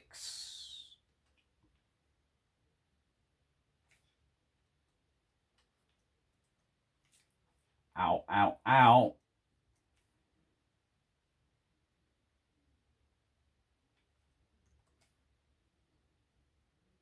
And that's the 18th of August. Okay, I'm really going to have to try and get this out of the way. The shorter it is, the more on point it's going to be. So Nick, just the absolute necessity, just the minimal detail for the document. Don't need to go long. Okay, open the new Department of Work and Pensions document.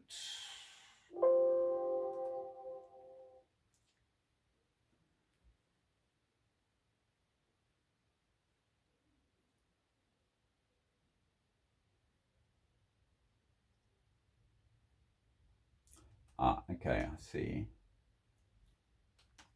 Don't need you. Need you. Need you. Move date.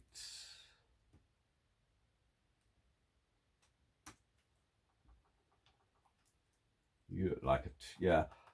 Word autocorrects dashes quite often, and the longer dash is a special character. That's Sunday.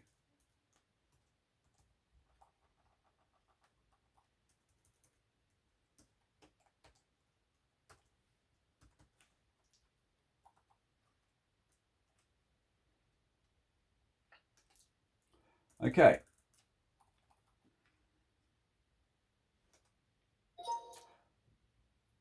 In parts 1 to 6, we have seen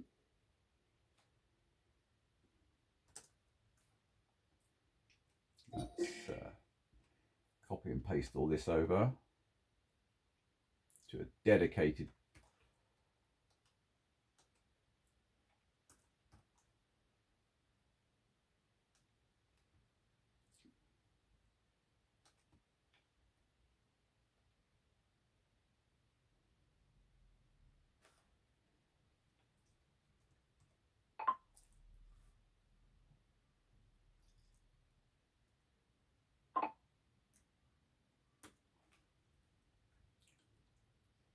so far in parts 1 to 6.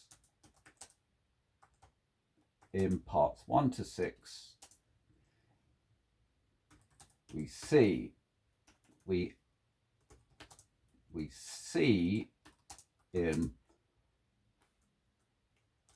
part 1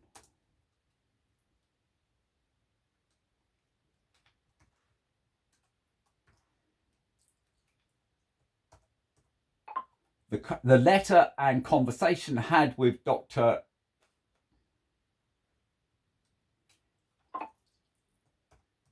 and him making a, then it says referral for a neurologist.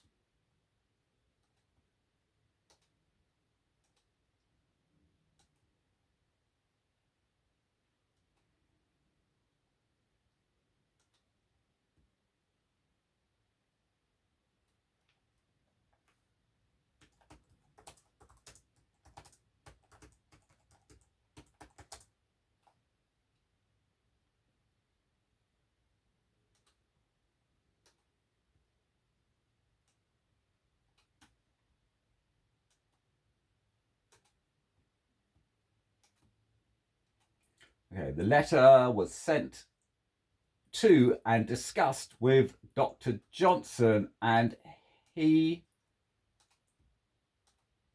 made a referral for a neurologist.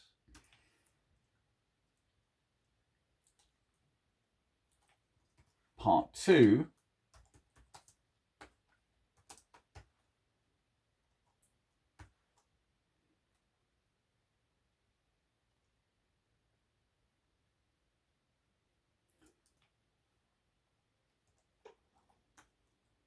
the photographic evidence that the second neurological exam was cancelled by Epsom St Helier University Hospital Trust.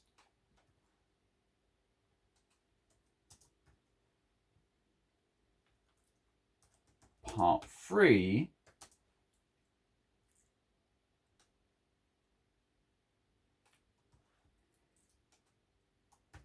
Eight important items for the Department of Work and Pensions,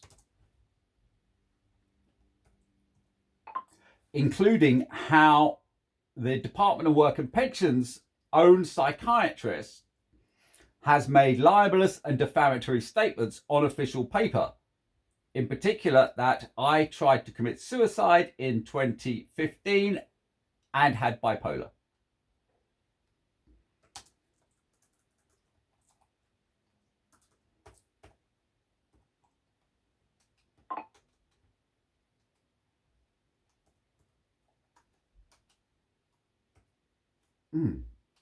Nick, what are you doing?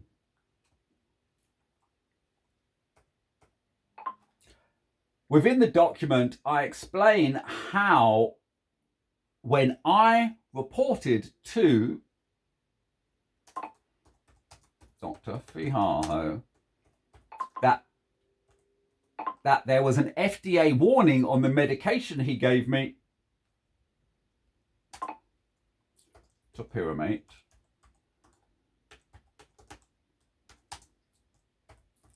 saying many patients have experienced suicidal thoughts because of this drug.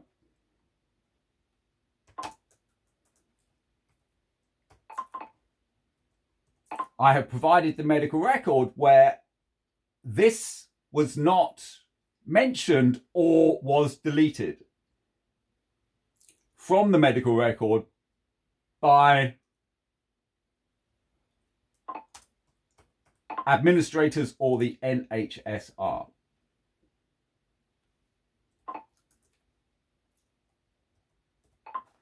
It is utterly essential that I be able to ask Dr. Fialho if it was he who did not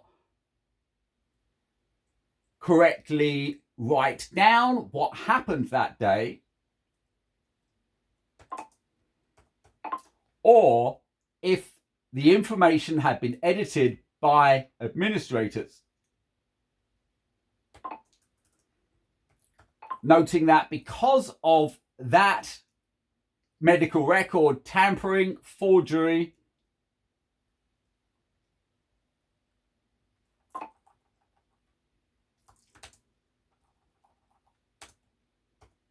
very bad mistakes were made by a great many doctors.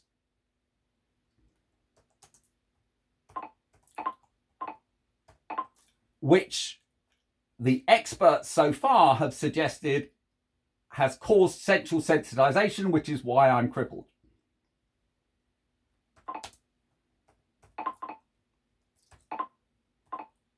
This was exactly what the neurology scan was for, and this is why it is relevant.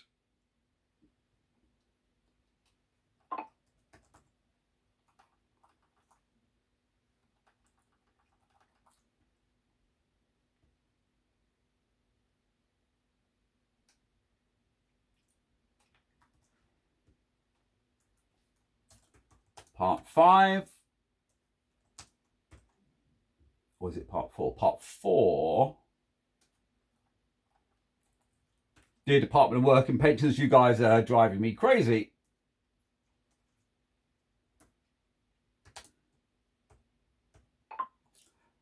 Is the longer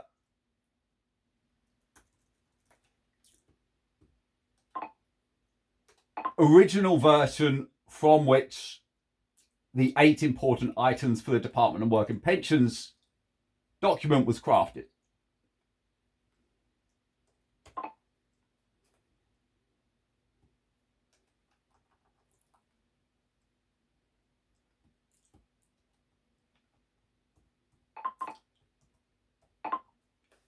Part 5,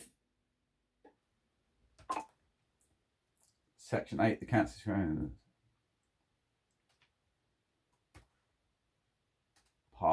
5, Section 8, the cancellation of 2 neurology appointments and the 7 serious medical conditions, then goes into detail of the 7 serious medical conditions caused by the extreme polypharmacy of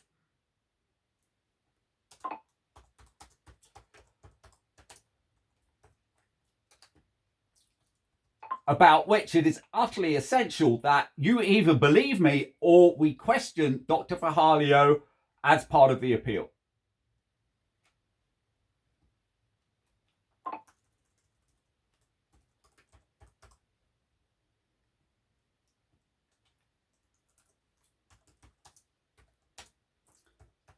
Links to many videos about which, let's go to the specific video that's most important.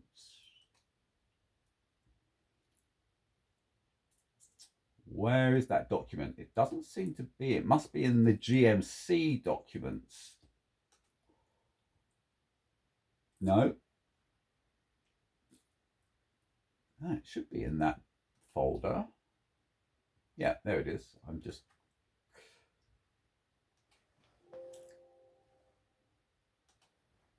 Oh.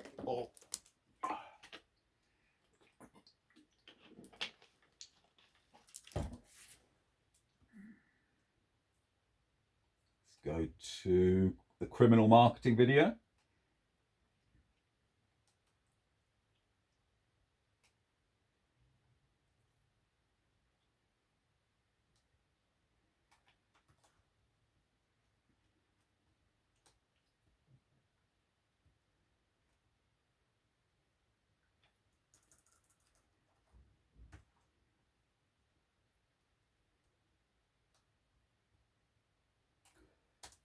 Video 17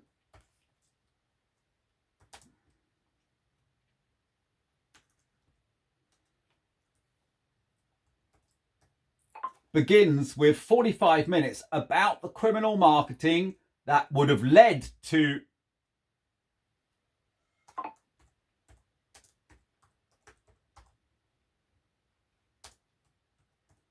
prescribing the off-brand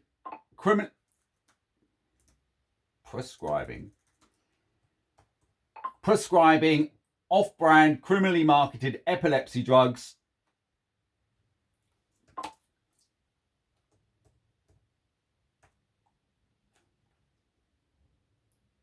Okay, I think that's all we need.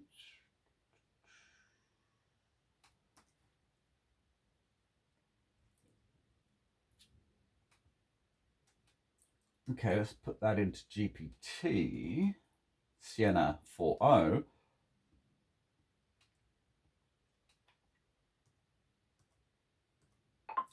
Okay, Sienna.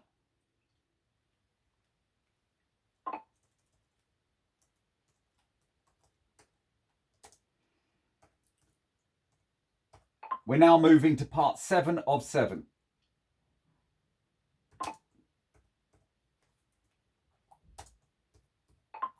What do they call it in chess? The Endgame.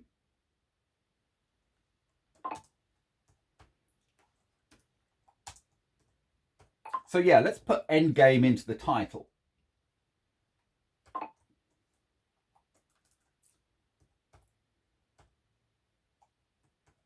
First of all, we're creating the document to be sent. So we don't have to worry about the special characters or the length here, but it doesn't hurt to make it a nice, easy, readable chunk.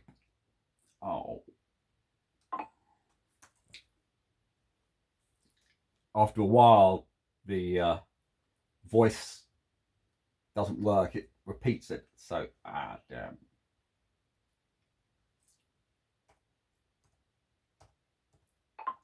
We're now making the document, not the summary.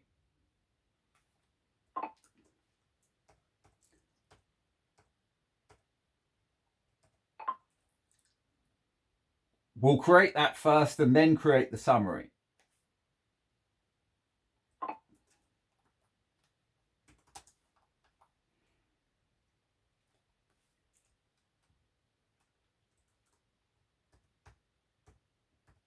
Here is the document as it currently stands. Please improve upon this. Put it in your wonderful wording.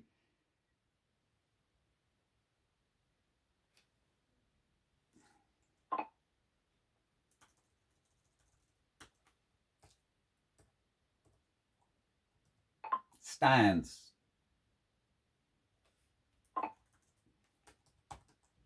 Damn. Oh.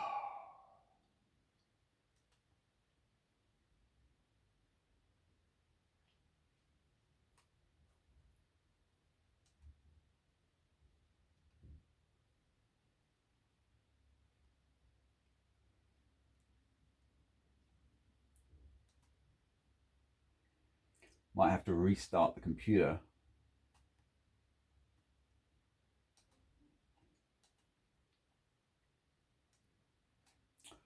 In fact, I will.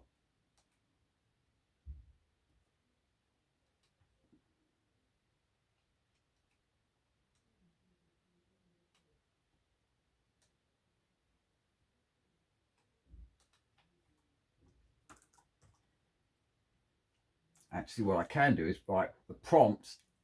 Oh, God.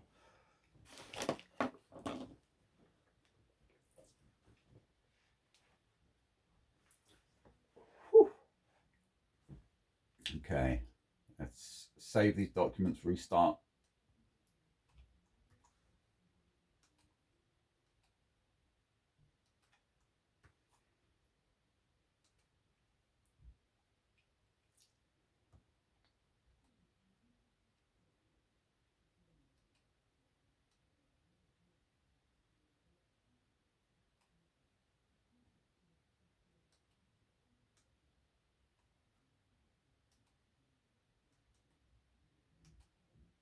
Okay, closing everything down.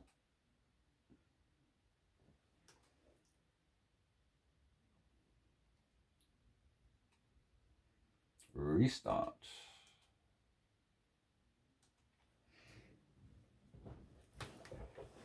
What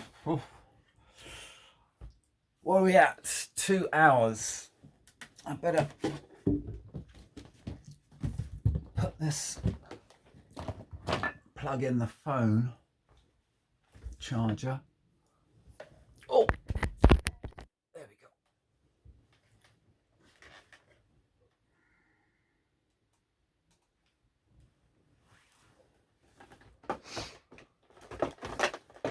Okay, let's have a bit of a stretch. Oh.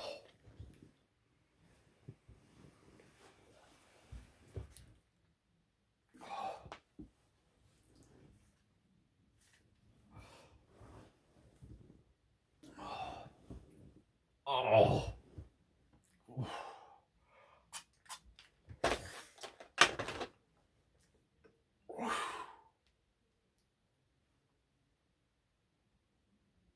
This is the only exercise I can really do is move my arms, the legs. Too much. Or even just a little on the legs causes a lot of pain. But only it's absurd because the pain doesn't come. You don't go ow. You go hours later the pain comes.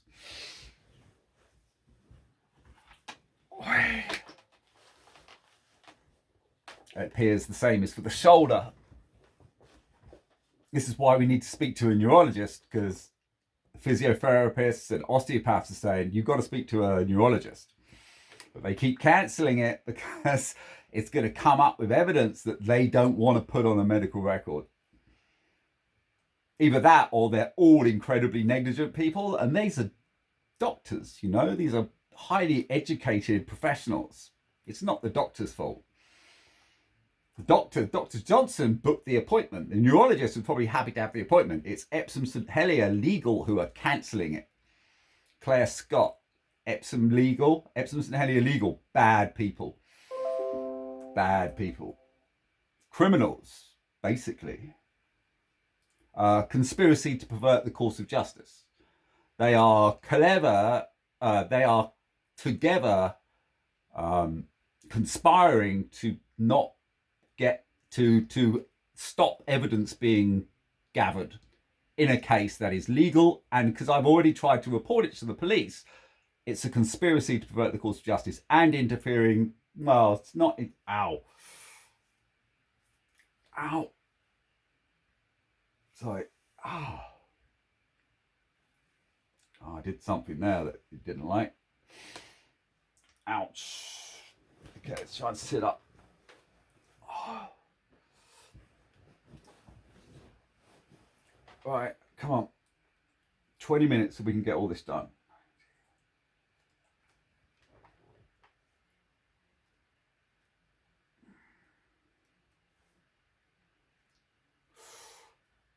This is really going to hurt later. We'll probably see a video of me later going, oh.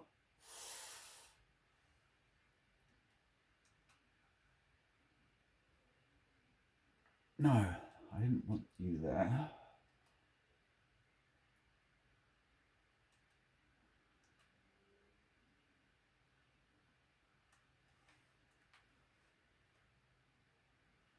Use your left hand. Trouble is, I'm a real righty. My left's not good. Good for changing gears, but keyboard.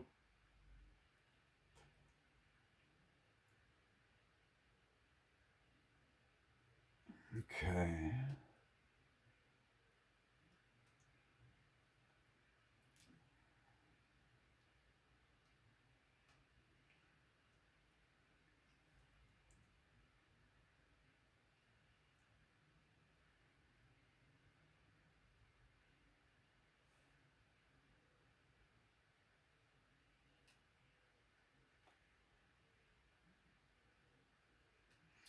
Okay, that's what I'm looking for.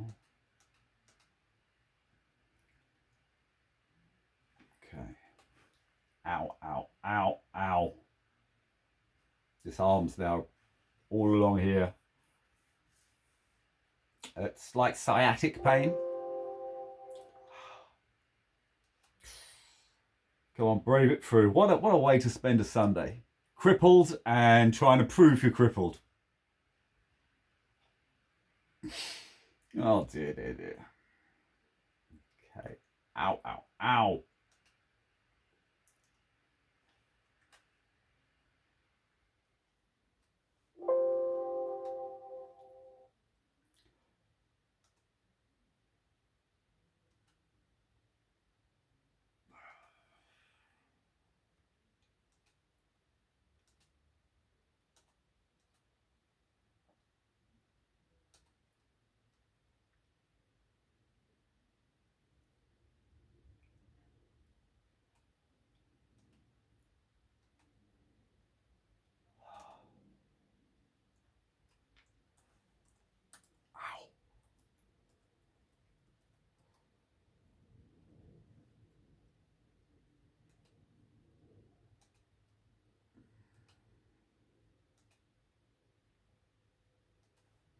Just doing some Grammarly and Word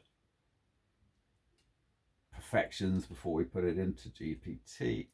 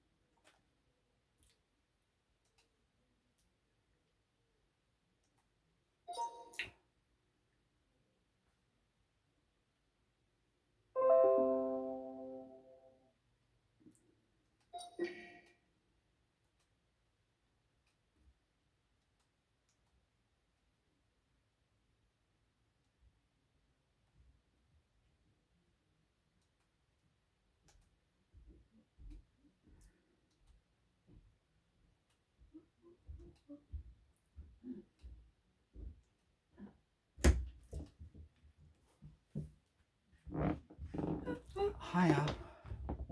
Break time. I've nearly finished. I've got to get this done.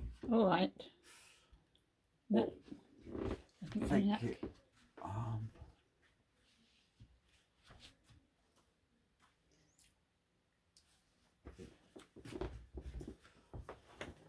Thank you. Wow.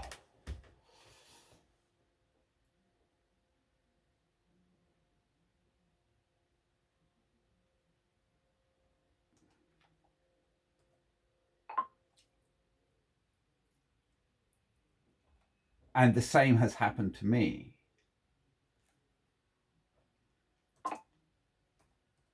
For the first time ever. So I'm just editing stuff here. I was reporting the labeling on the medication.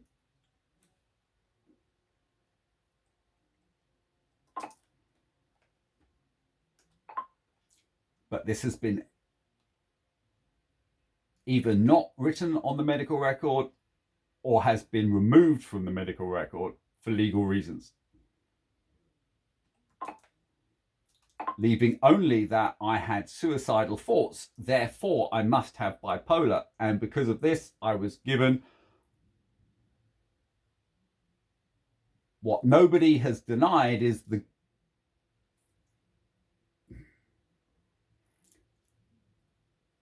largest case of unnecessary polypharmacy in the history of the UK.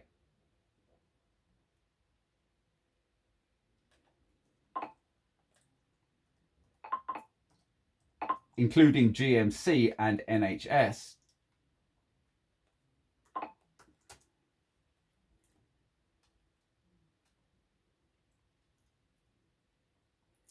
Okay, let's have a listen.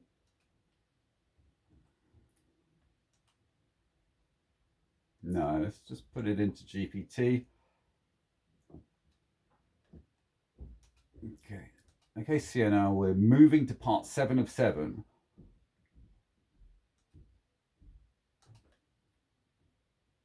What they call in chess the endgame.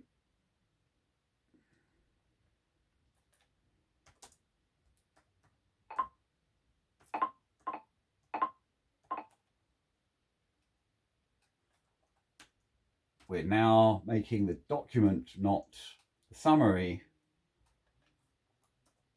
we will create. Here is my initial draft of the document. Please use your magic to perfect it. Okay.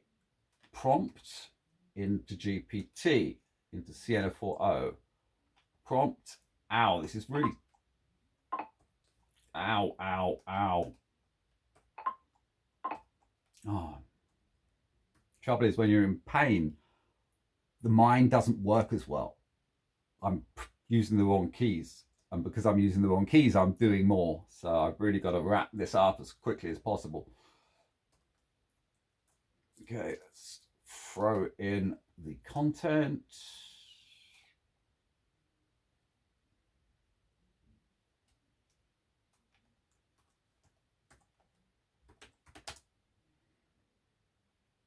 Just going to add Endgame. Endgame, the absolute... Endgame, the necessity to question Dr. Fialho as part of the appeal. Yeah.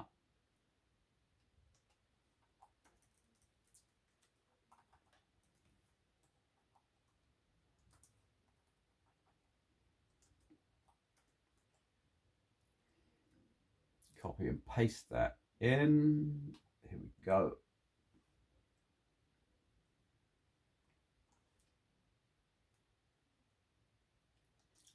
Ah.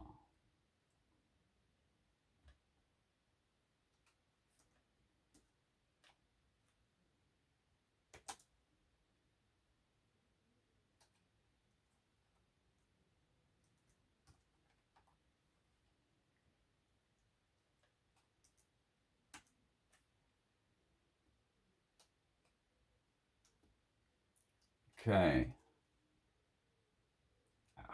Really got to get this done soon. Go, go, go. Okay.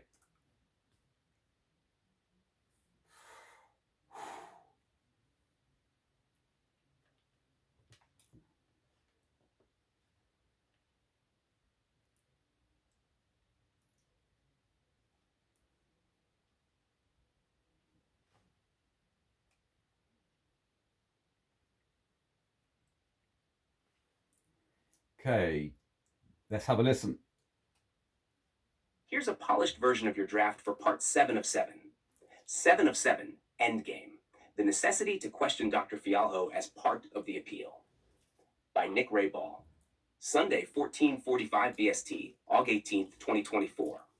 In parts 1 to 6 of this submission, I have outlined key evidence and events relevant to my appeal. Part 1. I shared the letter sent to Dr. Johnson, which led to his referral for a neurologist. Part 2. I provided photographic evidence showing that the second neurological exam was cancelled by Epsom and St. Helier University Hospitals NHS Trust.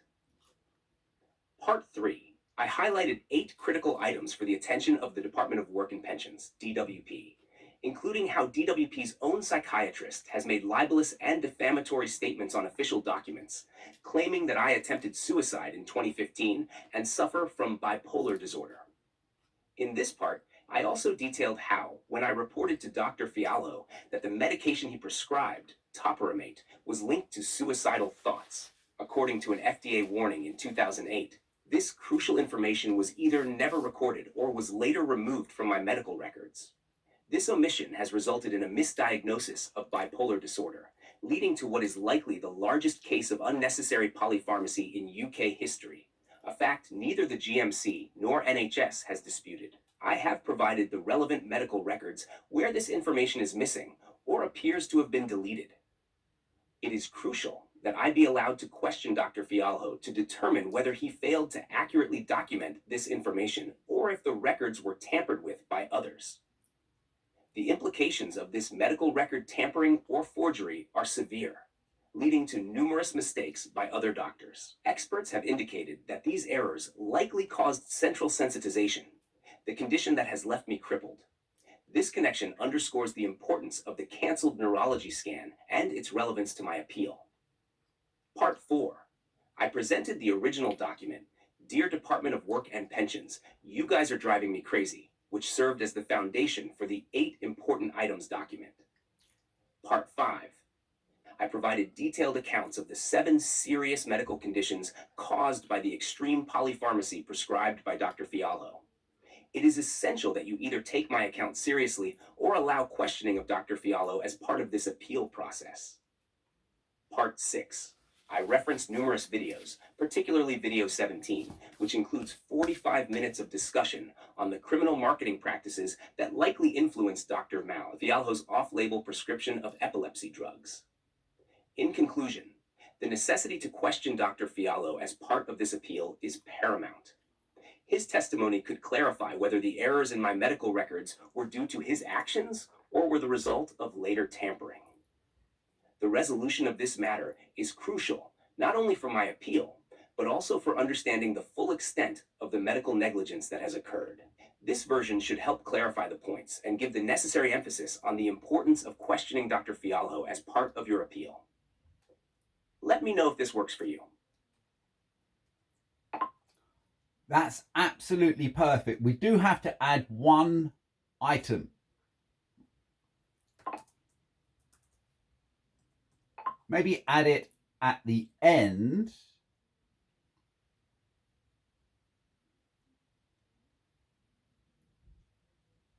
In fact, no, let's just...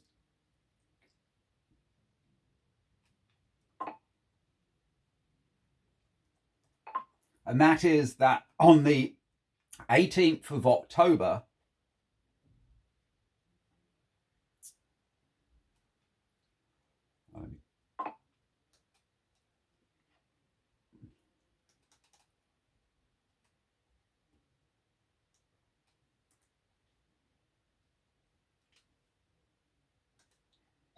that's great. We just have to add one item. And that is that on the 18th of October, 2022, I have submitted to you a 1-hour recording of the session between myself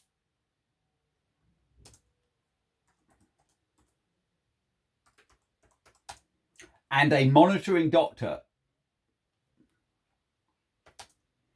In this session, you can clearly hear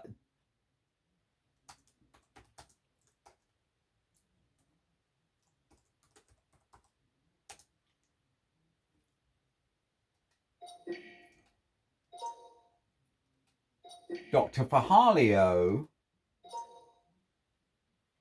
states that I do not have bipolar or any condition that needs medication. Further stating that he is not allowed to take anybody off medication, and that's why he never took me off the medication. He says quite clearly that it is best that I am not on medication. This is all heard in the recording that I have presented to yourselves, the Department of Work and Pensions, and the GMC.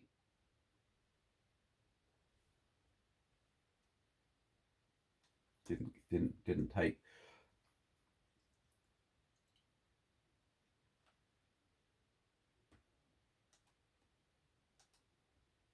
He quite clearly he says quite clearly that I shouldn't be on medication. This recording has been sent to yourselves, the Department of Work and Pensions, and the GMC. The GMC have been very suspicious in their 2 months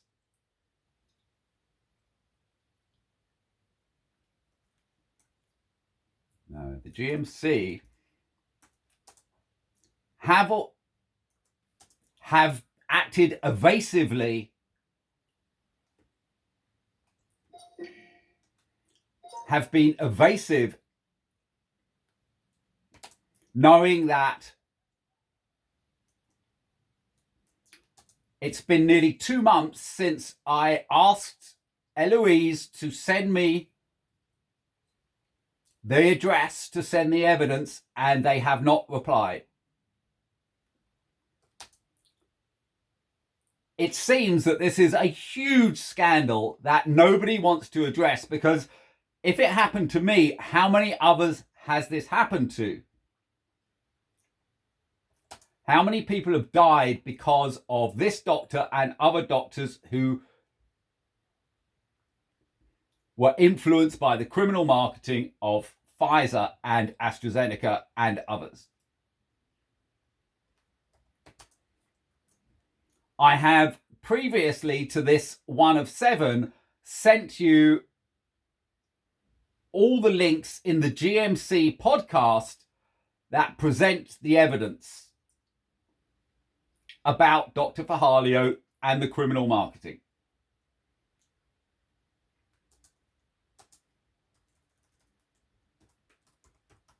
And the criminal marketing.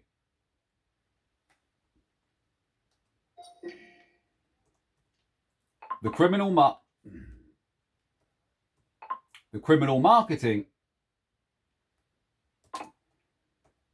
and the conspiracy to pervert the course of justice that has happened since this meeting on the 18th of October, as Dr. Fialho has tried to hide from his own conclusions.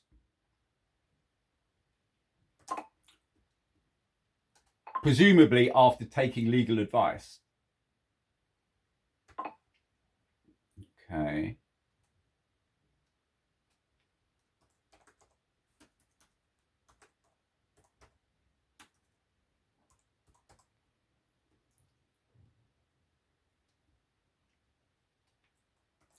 Okay, let's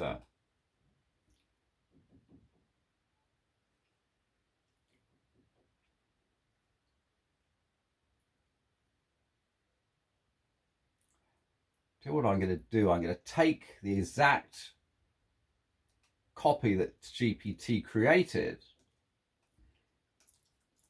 up until the last paragraph and ask GPT to add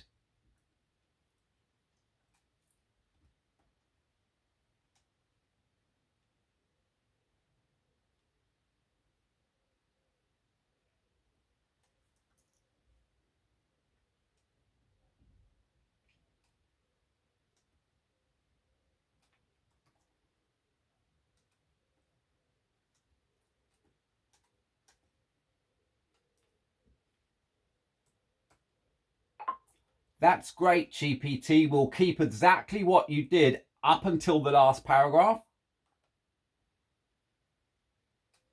Sorry, I should say Sienna. That's great. Sienna. We will keep exactly what you did up until the last paragraph. However, after the last paragraph, please add the following.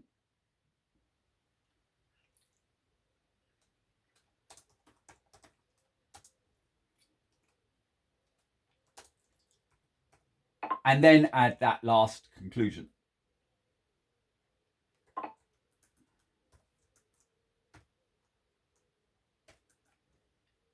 Oh.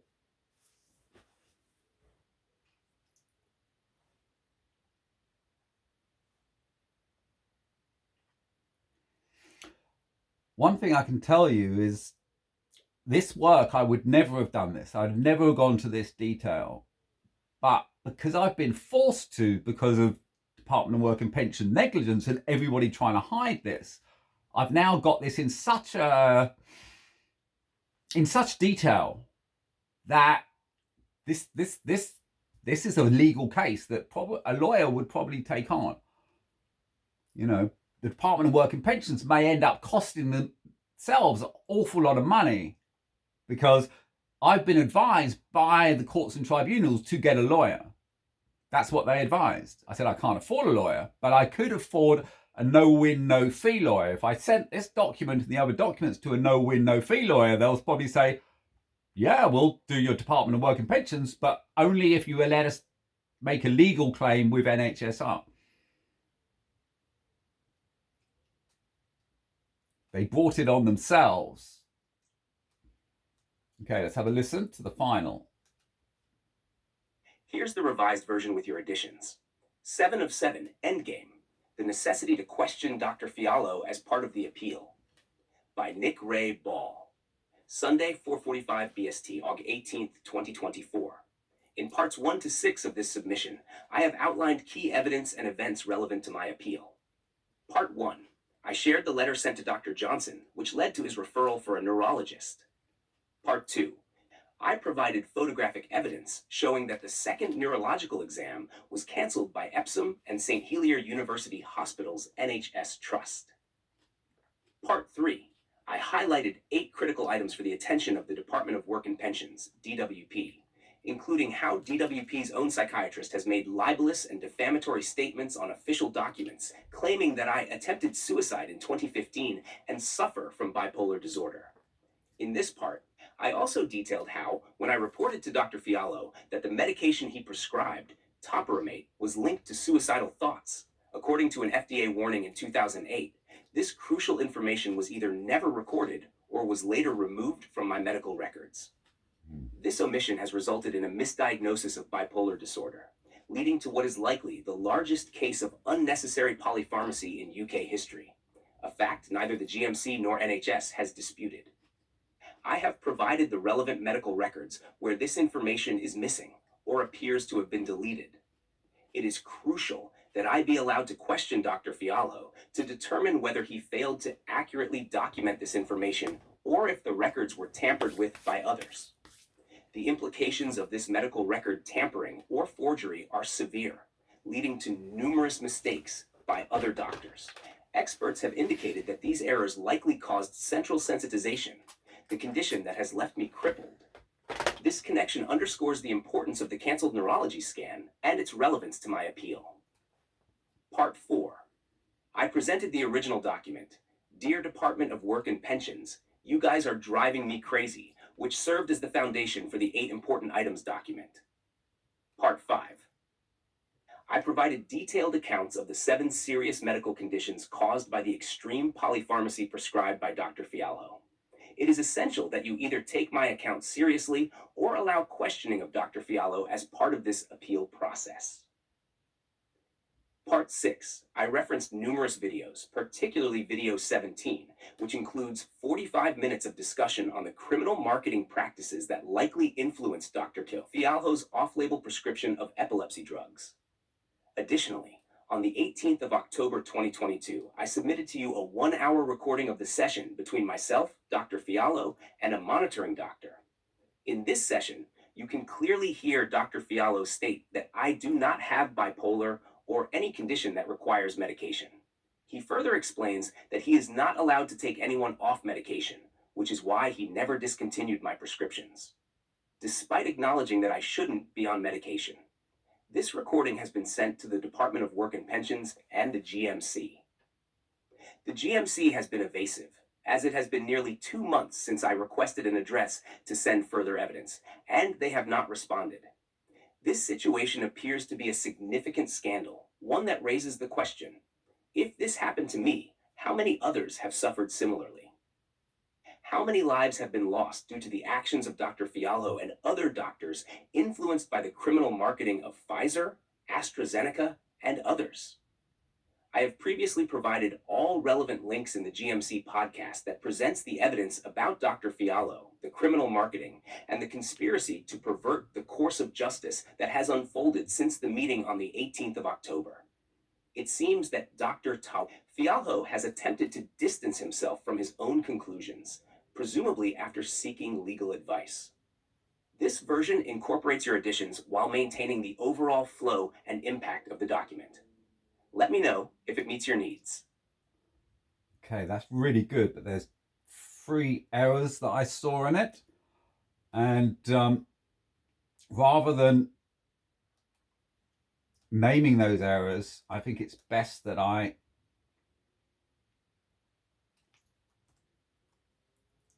fix them myself, because each time GPT outputs, it outputs slightly differently, and I'm happy with how it is.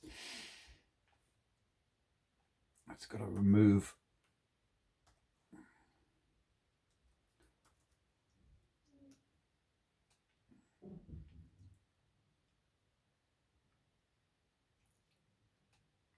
what?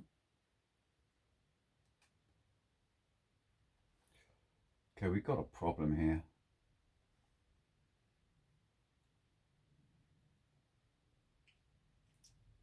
There's a problem with the headers. The headers on Word. Whoa.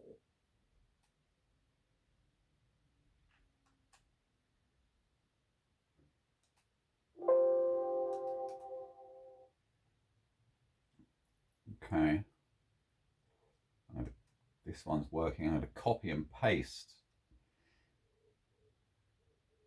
that document. Oh.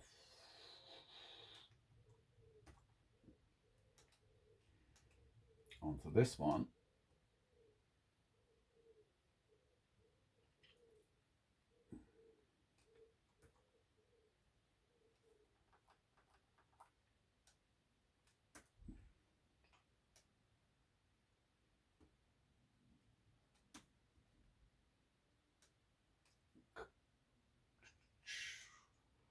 Close this document down and resave it.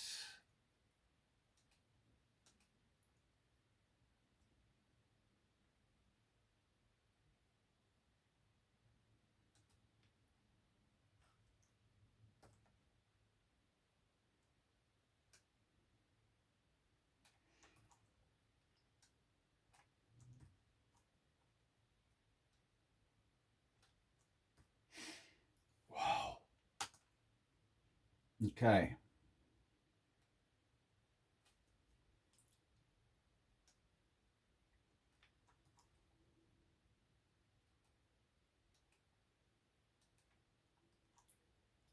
Ouch, ouch, ouch.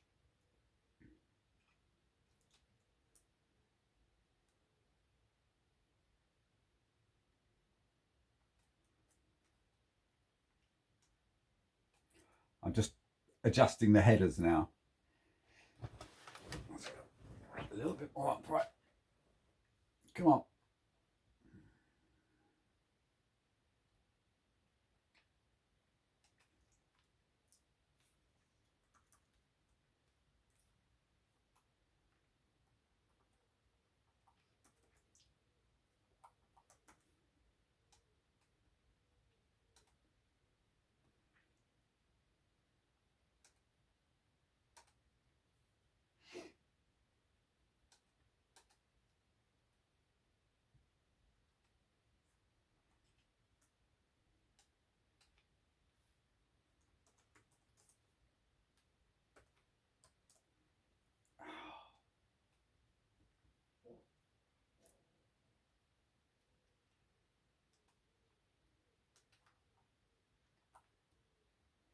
You can see I'm getting a little bit. It's when you go over it again in greater detail, especially on a Sunday when it's nice and sunny outside.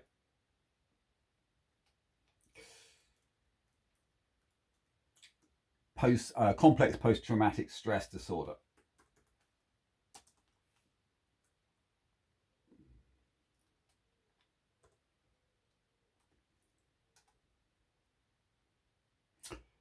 Okay, let's get these mistakes.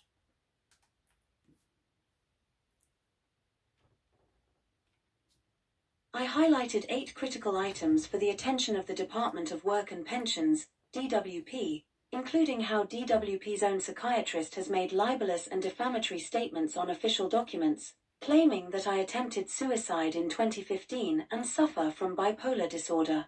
In this part, I also detailed how, when I reported to Dr. Fialho that the medication he prescribed, topiramate, It's not when I reported to the medication prescribed topiramate. It was that it said on its own labeling,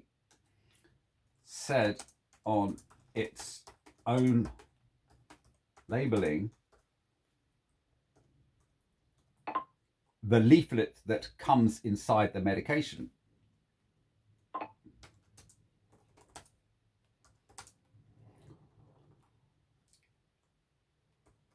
In many cases, linked to suicidal thoughts.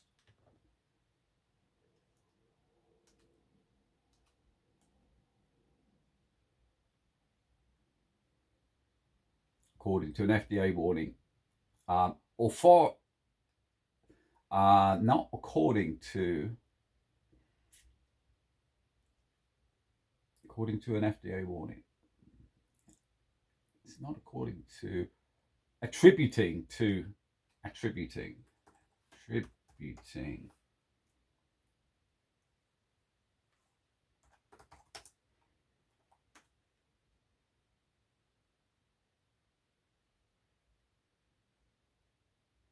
No, this was an FDA warning in 2008. This crucial information was okay. Let's go. Let's start again.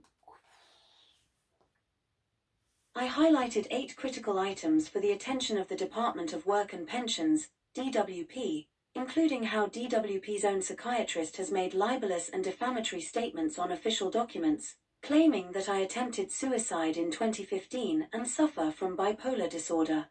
In this part, I also detailed how, when I reported to Dr. Fialho that the medication he prescribed, topiramate, said on its own labeling, the leaflet that comes inside that it was in many cases inside the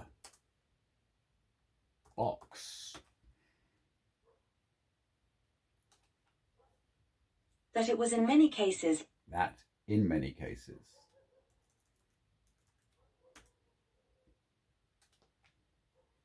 That in many cases linked to suicidal thoughts. This was an FDA.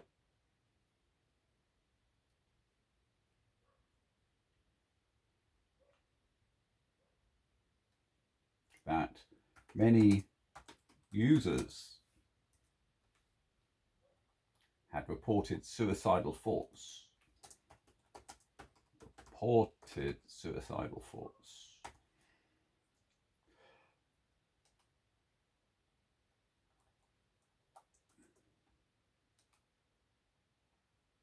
In this part, I also detailed how, when I reported to Dr. Fialho that the medication he prescribed, topiramate, said on its own labeling, the leaflet that comes inside the box, that many users had reported suicidal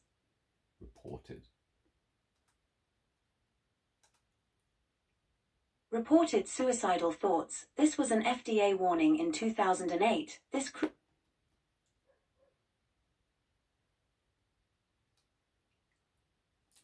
Change that around. Said on its own labeling,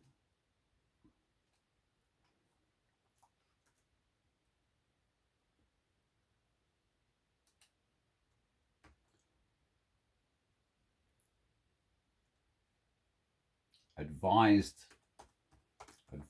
on its own labeling, the leaflet that comes inside the box.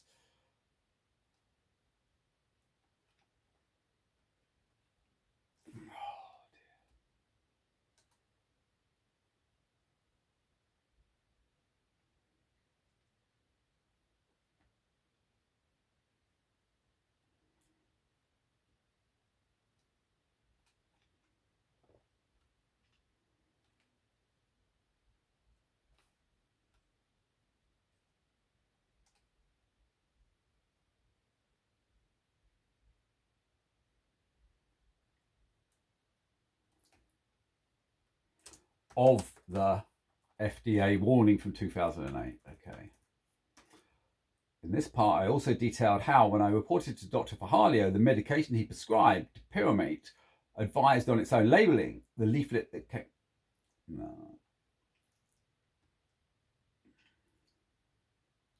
that he prescribed. In this, I also detailed how, when I reported to Dr. Fialho the topiramate medication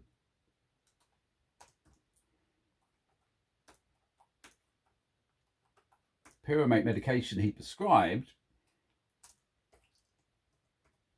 apparently for weight loss,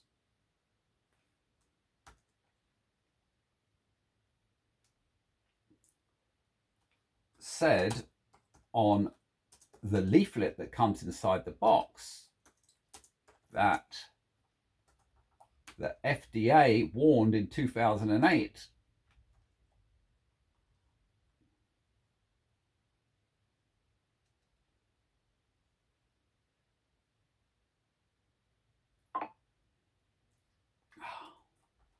that many users had reported suicidal thoughts.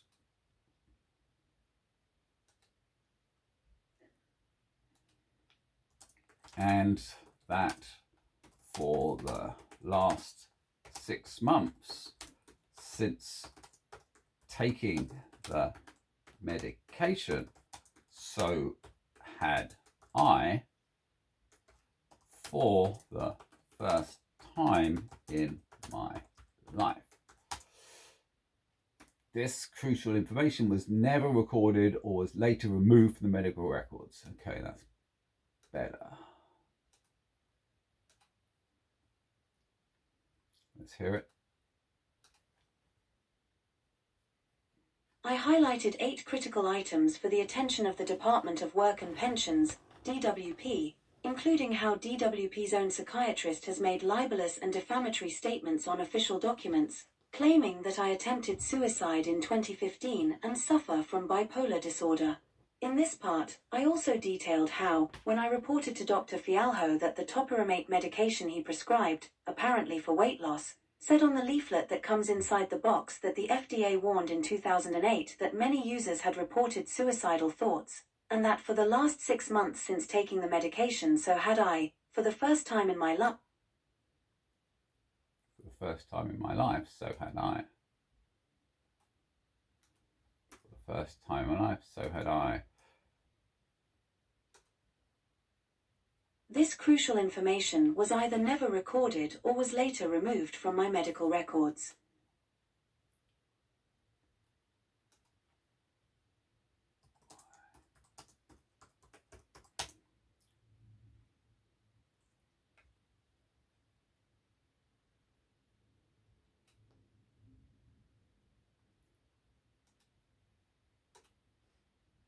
This crucial information was either never recorded by Dr. Fialho or was later removed from my medical records.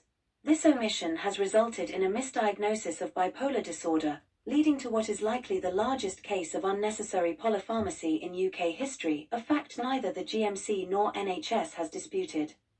I have provided the relevant medical records where this information is missing or appears to have been deleted. It is crucial that I be allowed to question Dr. Fialho to determine whether he failed to accurately document this information or if the records were tampered with by others. The implications of this medical record tampering or forgery are severe, leading to numerous mistakes by other doctors. Experts have indicated that these errors likely caused central sensitization, the condition that has left me crippled. This connection underscores the importance of the cancelled neurology scan and its relevance to my appeal. Asterisk, asterisk, part 4, asterisk, asterisk.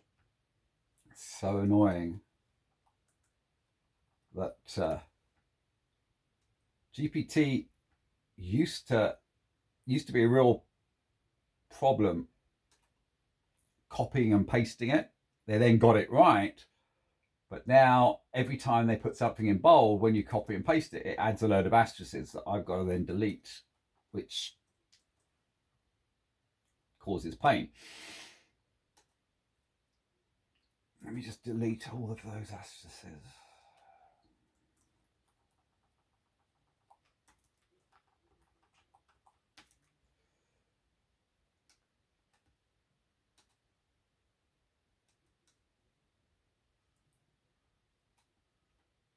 Okay, let's read from the top. In parts 1 to 6 of this submission, I have outlined key evidence and events relevant to my appeal. Part 1. I shared the letter sent to Dr. Johnson, which led to his referral for a neurologist. Part 2. I provided photographic evidence showing that the second neurological exam was cancelled by Epsom and St. Helier University Hospital's NHS Trust. Part 3. I highlighted 8 critical items for the attention of the Department of Work and Pensions, DWP, including how DWP's own psychiatrist has made libelous and defamatory statements on official documents, claiming that I attempted suicide in 2015 and suffer from bipolar disorder. In this part, I also detailed how, when I reported to Dr. Fialho that the topiramate medication he prescribed, apparently for weight loss, said on the leaflet that comes inside the box that the FDA warned in 2008 that many users had reported suicidal thoughts, and that for the last 6 months since taking the medication for the first time in my life, so had I this crucial... Comma. So had I. So had I this... And then capital.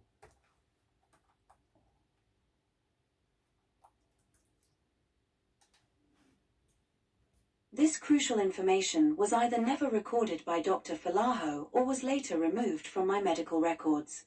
This omission has resulted in a misdiagnosis of bipolar disorder, leading to what is likely the largest case of unnecessary polypharmacy in UK history, a fact neither the GMC nor NHS has disputed.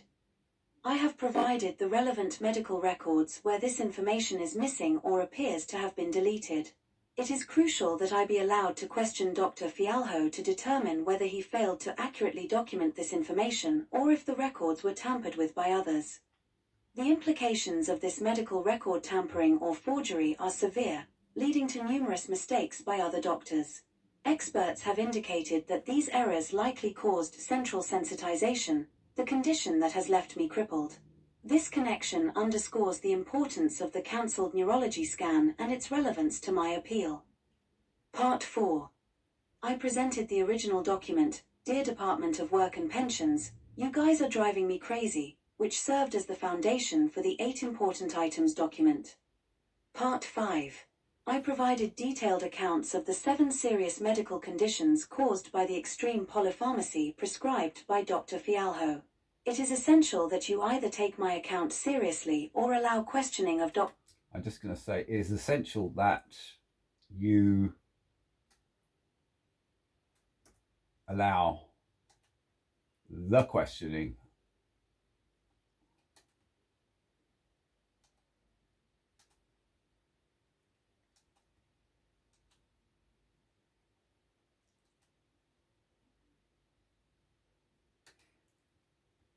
Okay, let's do that. That was the second of the three. Let's hear it again. Part 5. I provided detailed accounts of the 7 serious medical conditions caused by the extreme polypharmacy prescribed by Dr. Fialho. You must allow the questioning of Dr. Fialho as part of this appeal process. Part 6. I referenced numerous videos, particularly video 17, which includes 45 minutes of discussion on the criminal marketing practices that likely influenced Dr. Fialho's off-label prescription of epilepsy drugs. Additionally, on the 18th of October, 2022, I submitted to you a 1-hour recording of the session between myself, Dr. Fialho, and a monitoring doctor. In this session, you can clearly hear Dr. Fialho state that I do not have bipolar or any condition that requires medication. He further explains that he is not allowed to take anyone off medication, which is why he never discontinued my prescriptions, despite acknowledging that I shouldn't be on medication. This recording has been sent to the Department of Work and Pensions and the GMC. The GMC has been evasive, as it has been nearly 2 months since I requested an address to send further evidence. To send this evidence. This evidence. This evidence, and they have not responded. This situation appears to be a significant scandal, one that raises the question, if this happened to me, how many others have suffered similarly? How many lives have been lost due to the actions of Dr. Fialho and other doctors influenced by the criminal marketing of Pfizer, AstraZeneca, and others? I have previously provided all... I'm just going to add Janssen Pharmaceuticals there. Janssen Pharmaceuticals.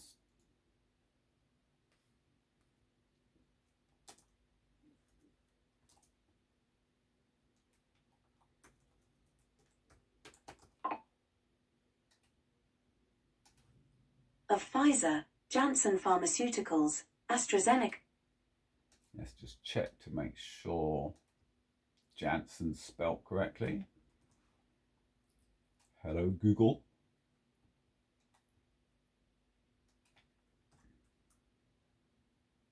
Ah, no, it's got 2 S's. Okay, I can feel that finishing line is getting closer, although there are still a few documents that I need to send, but not in this series. Criminal marketing of Pfizer, Janssen Pharmaceuticals, AstraZeneca, and others.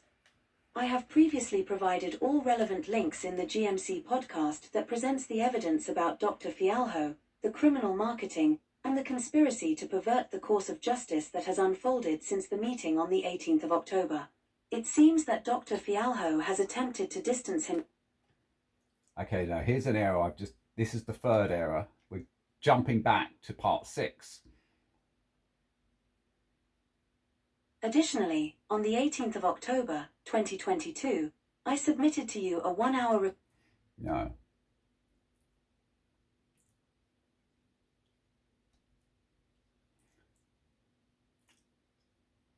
I submitted a 1-hour session between myself and Dr. Fialho on the 18th of October 2022.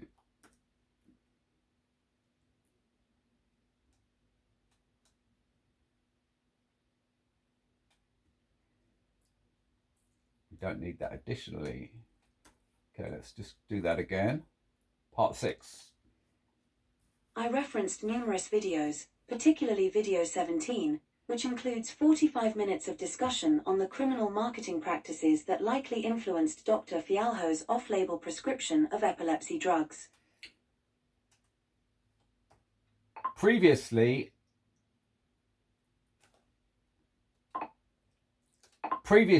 on a hard drive, I sent you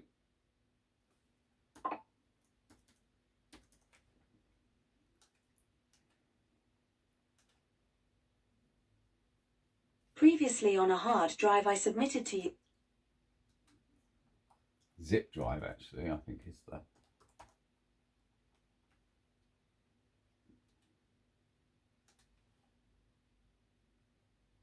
Previously on a zip drive...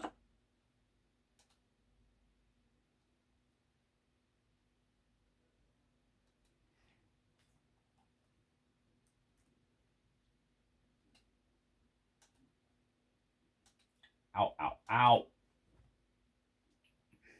Previously on a zip drive, I submitted to you a 1-hour recording of the session between myself, Dr. Fialho, and a monitoring doctor on the 18th of October, 2022. In this session, you can clearly hear Dr. Fialho state that I do not have bipolar or any condition that requires medication. He further explains that he is not allowed to take anyone off medication, which is why he never discontinued my prescriptions, despite acknowledging that I shouldn't be on medication. This recording has been sent to the Department of Work and Pensions and the GMC. The GMC has been evasive, as it has been nearly 2 months since I requested an address to send this evidence, and they have not responded. This situation appears to be a significant scandal, one that raises the question: if this happened to me, how many others have suffered similarly? How many lives have been lost due to the actions of Dr. Fialho and other doctors influenced by the criminal marketing of Pfizer, Janssen Pharmaceuticals, AstraZeneca, and others?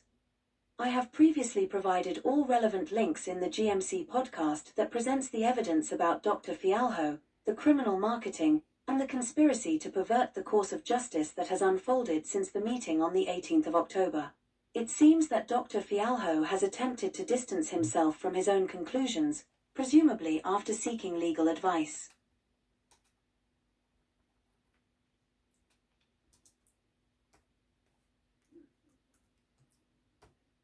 It is therefore essential that I question Dr. Fialho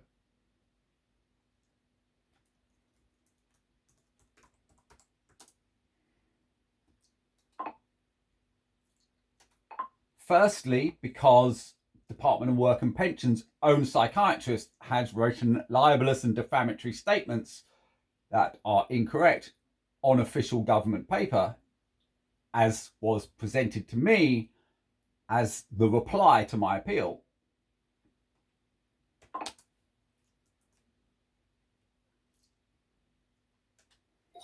But getting to the heart of why I haven't been able to submit the documentation you would need, it is because of the general rule within the NHS never to discuss or write down anything on paper that could cause another doctor, a medical institution, or a pharmaceutical company legal trouble. I didn't want to go into this, as I told to your man on the 8th of July 2022,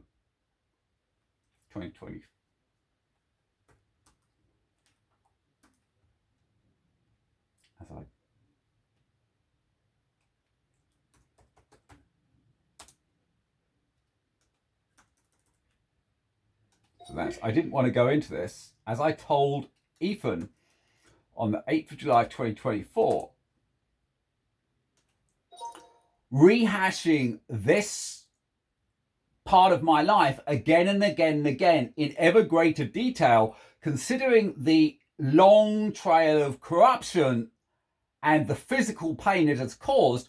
This has caused me complex post-traumatic stress disorder.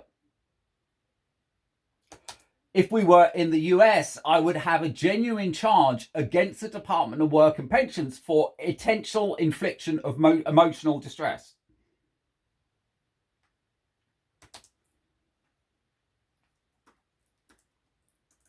Please stop this right now.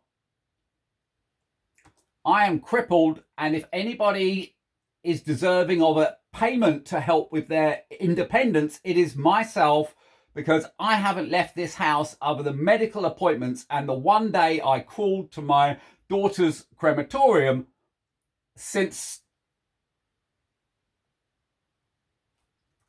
for over a year. I am dying slowly. The money I would receive from the Department of Work and Pensions would slow my death considerably. Please stop making me go over this again and again and again. The more I do, the more I have for a legal case And that's just going to lose the government more money. All I want to do is be left in peace with enough funding so as I can get my Sienna AI software complete and work with Microsoft to create the government software as illustrated, and as will be illustrated in the document I create in the following week.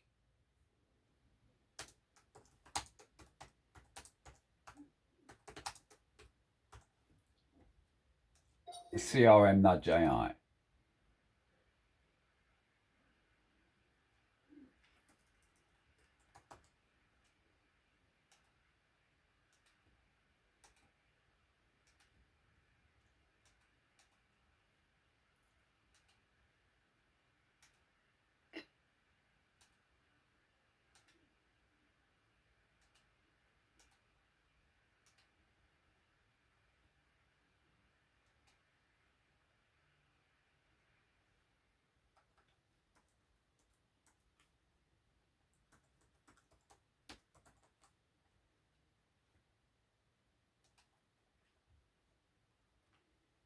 Okay,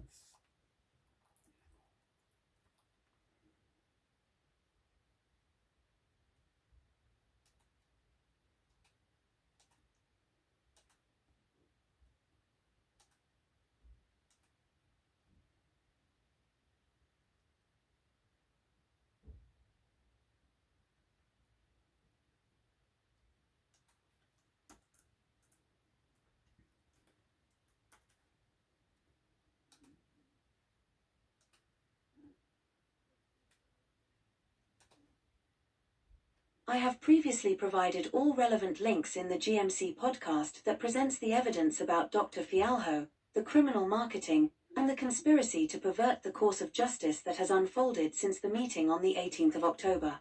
It seems that Dr. Fialho has attempted to distance himself from his own conclusions, presumably after seeking legal advice. It is therefore essential that I question Dr. Fialho, firstly because the Department of Work and Pensions' own psychiatrist has written libelous and defamatory statements that are incorrect on official government paper as was presented to me as the reply to my appeal.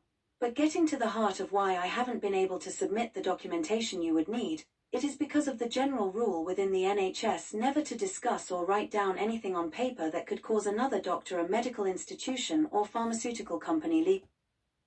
Another doctor, medical institution, or pharmaceutical company. Whew. Never to discuss or write down anything on paper that could cause another doctor, medical institution, or pharmaceutical company legal trouble.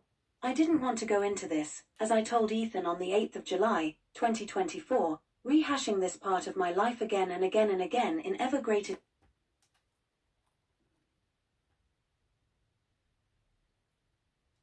Again, comma, and again, comma, and again. Just put a little tilde there.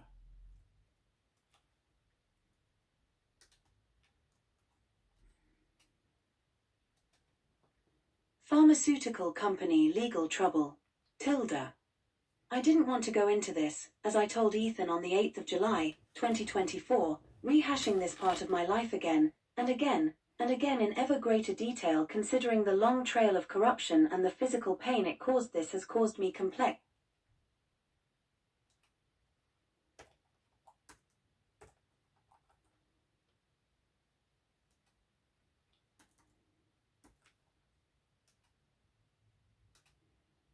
This has caused complex post-traumatic stress disorder. If we were in the US, I would have.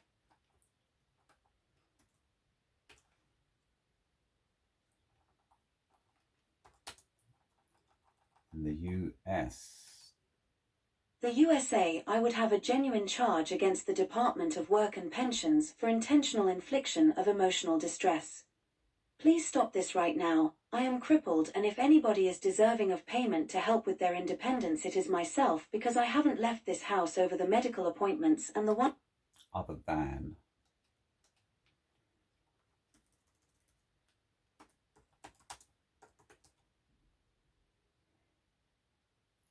Because I need to pee in a bottle 3 times a day.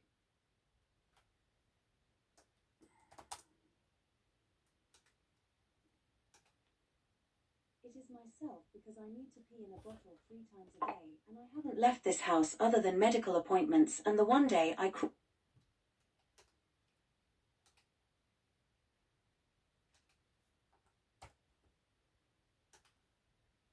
And the one day I And the day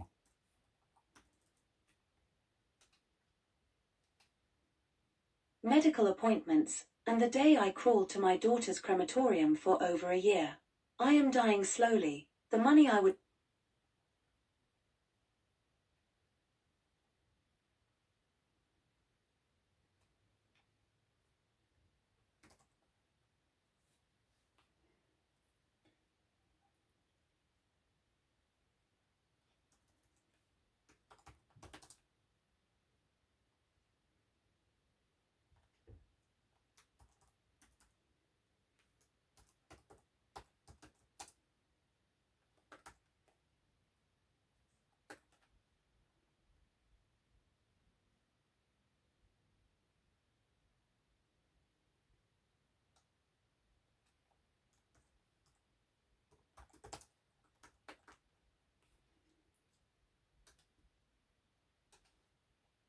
daughter's crematorium since August 2023.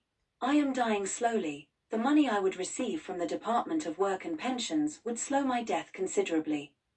Please stop making me go. I'm dying slowly and need medical help. And need medical help.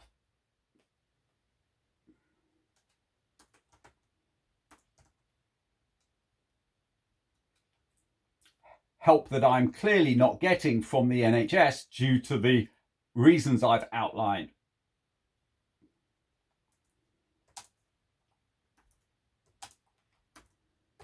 This is sort of turning into a closing argument.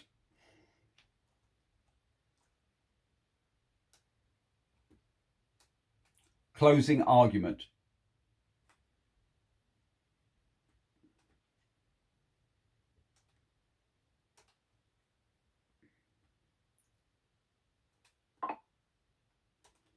Closing argument. I didn't want to go into this, as I told Ethan on the 8th of July, 2024, rehashing this part of my life again, and again, and again in ever greater detail considering the long trail of corruption and the physical pain it caused. This has caused complex post-traumatic stress disorder. This has at times.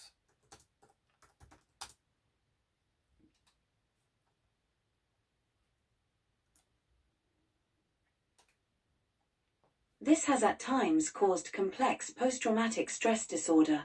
If we were in the USA, I would have a genuine charge against the Department of Work and Pensions for intentional infliction of emotional distress. Please stop this right now. I am crippled, and if anybody is deserving of payment to help with their independence, it is myself, because I need to pee in a bottle 3 times a day, and I haven't left this house other than for medical appointments. And the day I crawled to my daughter's crematorium since August 2023. I am dying slowly and need medical help that I'm clearly not getting from the NHS due to the reasons I've outlined. The money I would receive from the Department of Work and Pensions would slow my death considerably. Please stop making me go over this again and again. The more I do, the more I have for a legal case, and that's just going to lose the government more money. All I want to do is be left in peace with enough funding so that I can get my Sienna AI software complete and work with Microsoft to create the government software as illustrated and as will be illustrated in the document I created the following week.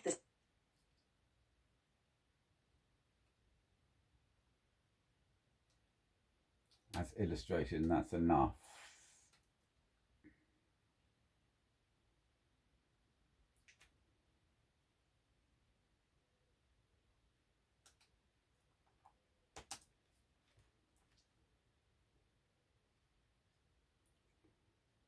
Okay, let's just ask GPT to tidy up the closing argument.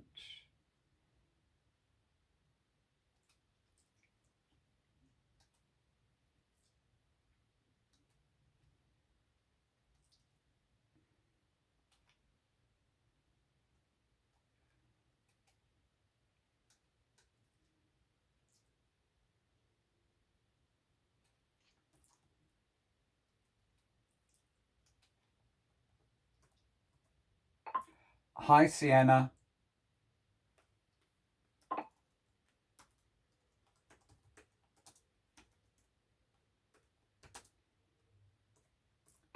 I made a few adjustments. Here they are, so you have them.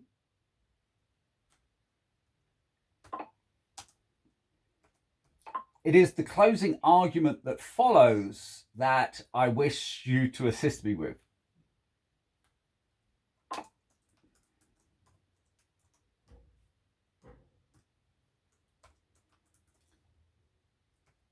Here is the closing argument that I'd like your assistance with.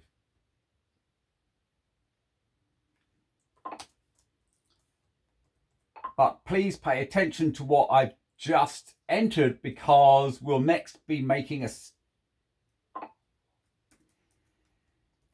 we'll be making the no special characters summary after we've made the closing argument.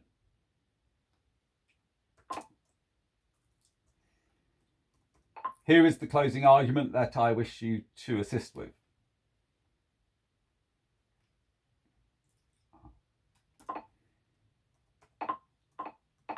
Actually, I'll give you the closing argument after you've processed the above. Please let me know when you're ready. I do that because if you give it a load and ask it to do a little bit at the end, it's got a lot to process and it can get a whole lot confused. So feed the revised version, then ask the specific question.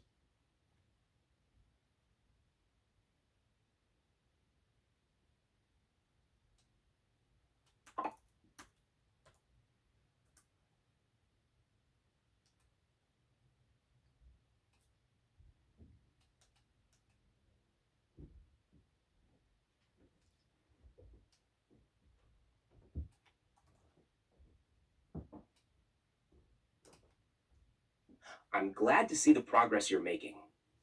The revisions you've made are clear and powerful, setting up the context for a strong closing argument. I'm ready to help you with that final piece. Please go ahead and share the closing argument, and we'll work on it together.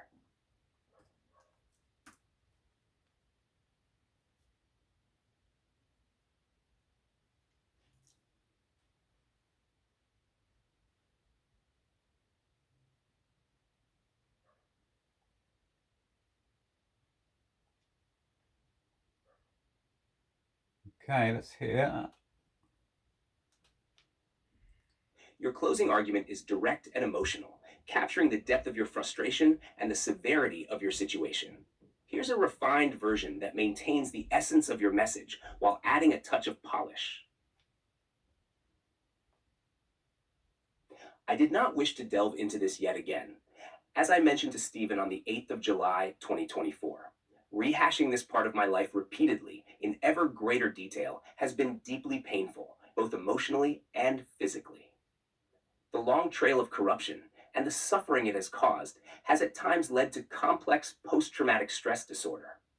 Were we in the USA, I would have a legitimate claim against the Department of Work and Pensions for the intentional infliction of emotional distress.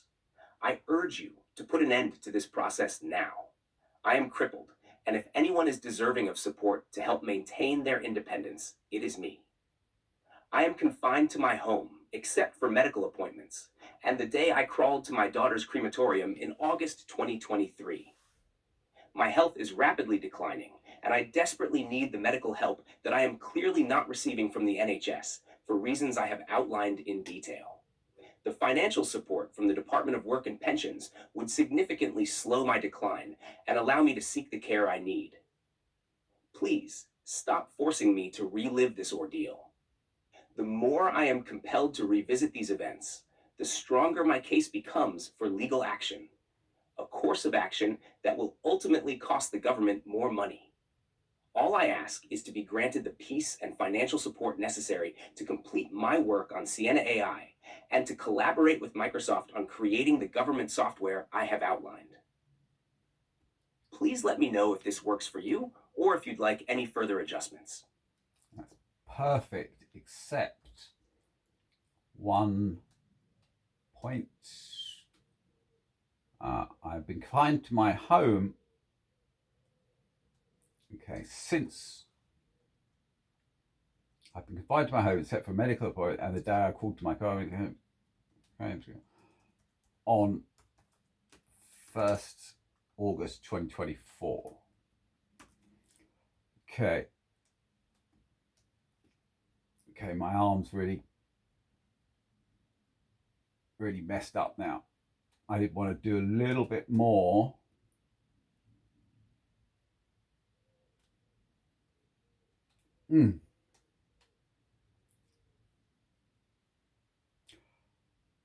But I really can't. Okay. It's just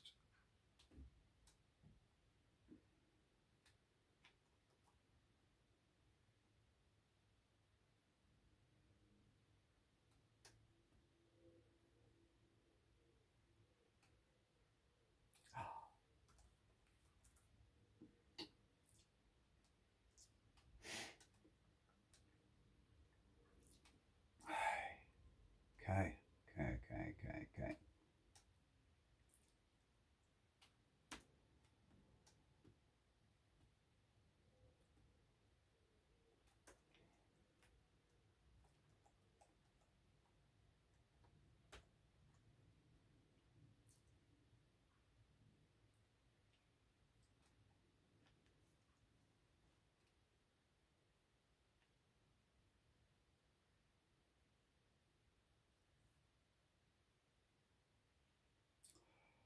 Okay, that'll have to do.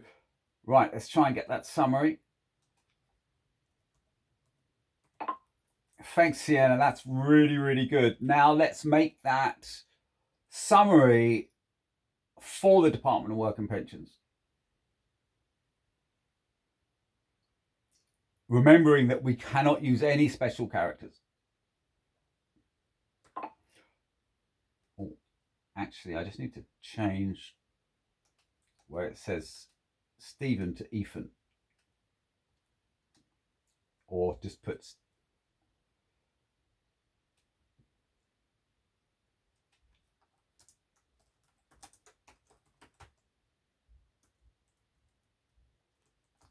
or Ethan. Okay, that's it. That's it, we're done.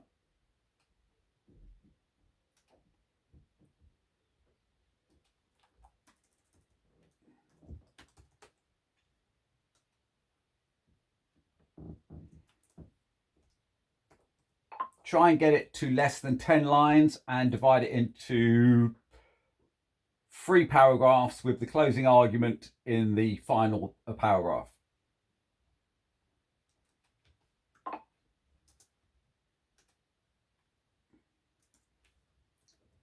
Paragraph.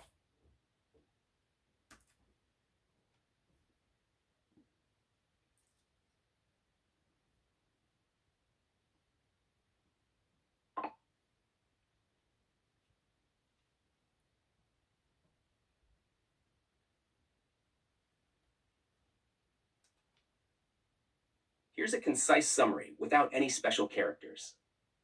Part 7 of 7, the necessity to question Dr. Fialho. In this final submission, I highlight the critical need to question Dr. Fialho regarding his role in the errors that have plagued my case. These errors, including the omission or removal of vital information from my medical records, have led to severe misdiagnoses and the largest case of unnecessary polypharmacy in UK history. Despite presenting extensive evidence, the Department of Work and Pensions and the GMC have yet to address these serious issues. My condition has been exacerbated by the failure to properly document and treat my medical needs, leading to crippling pain and suffering. The repeated cancellations of necessary neurological exams are part of this systemic failure. I ask that you bring an end to this distressing process. I am in desperate need of support to manage my declining health. The financial assistance from the Department of Work and Pensions is essential for my survival and to complete my work with Microsoft on the Sienna AI project. Please, stop forcing me to relive this trauma and grant the support I am due. That's really good. Let's just highlight the very fact that because of all this medical record tampering and that doctors will not write down something that will cause harm to another doctor, I have not been able to provide the documentation that the Department of Work and Pensions needs.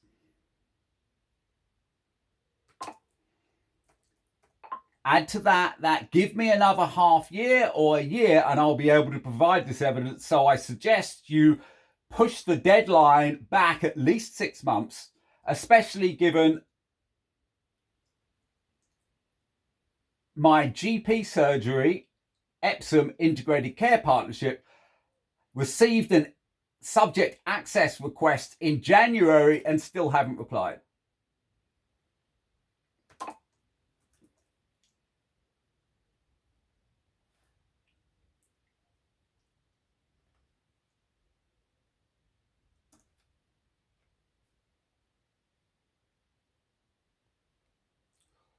Whew. Heavy stuff, eh?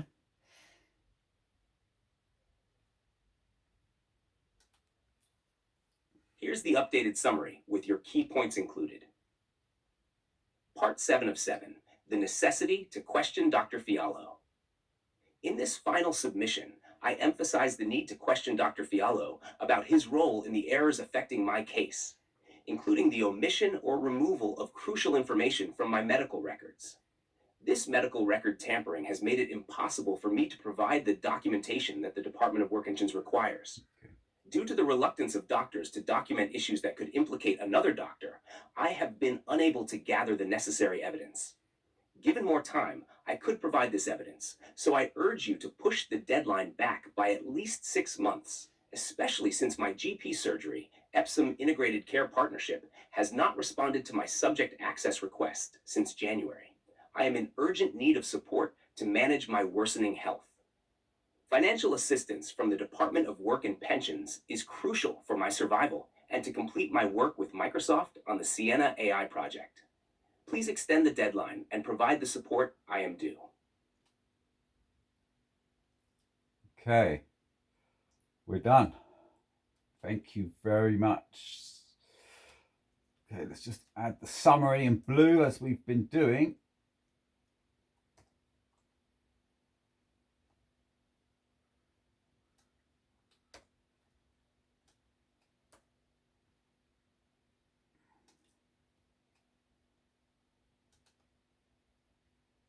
Oh.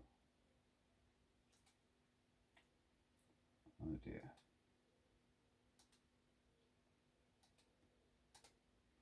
Okay, that's okay.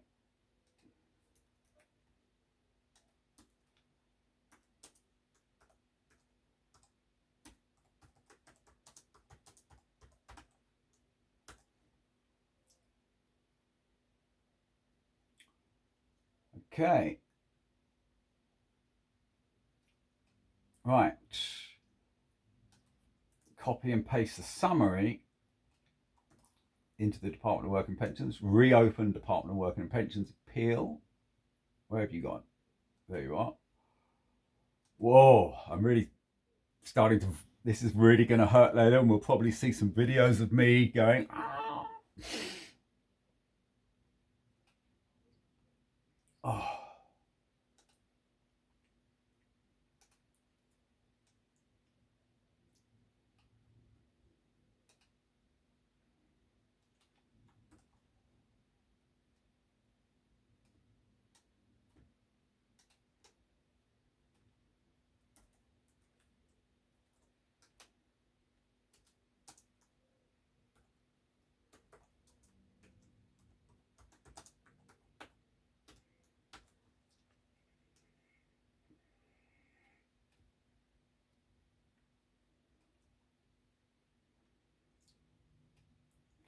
Okay, I've got to close the file so as it can be opened. Choose file. Submit evidence. Are we going to have any problems? Go. Yes. Okay. Whew. 3.5 hours. That's 1.5 hours more than I thought I'd take, but glad I've done it.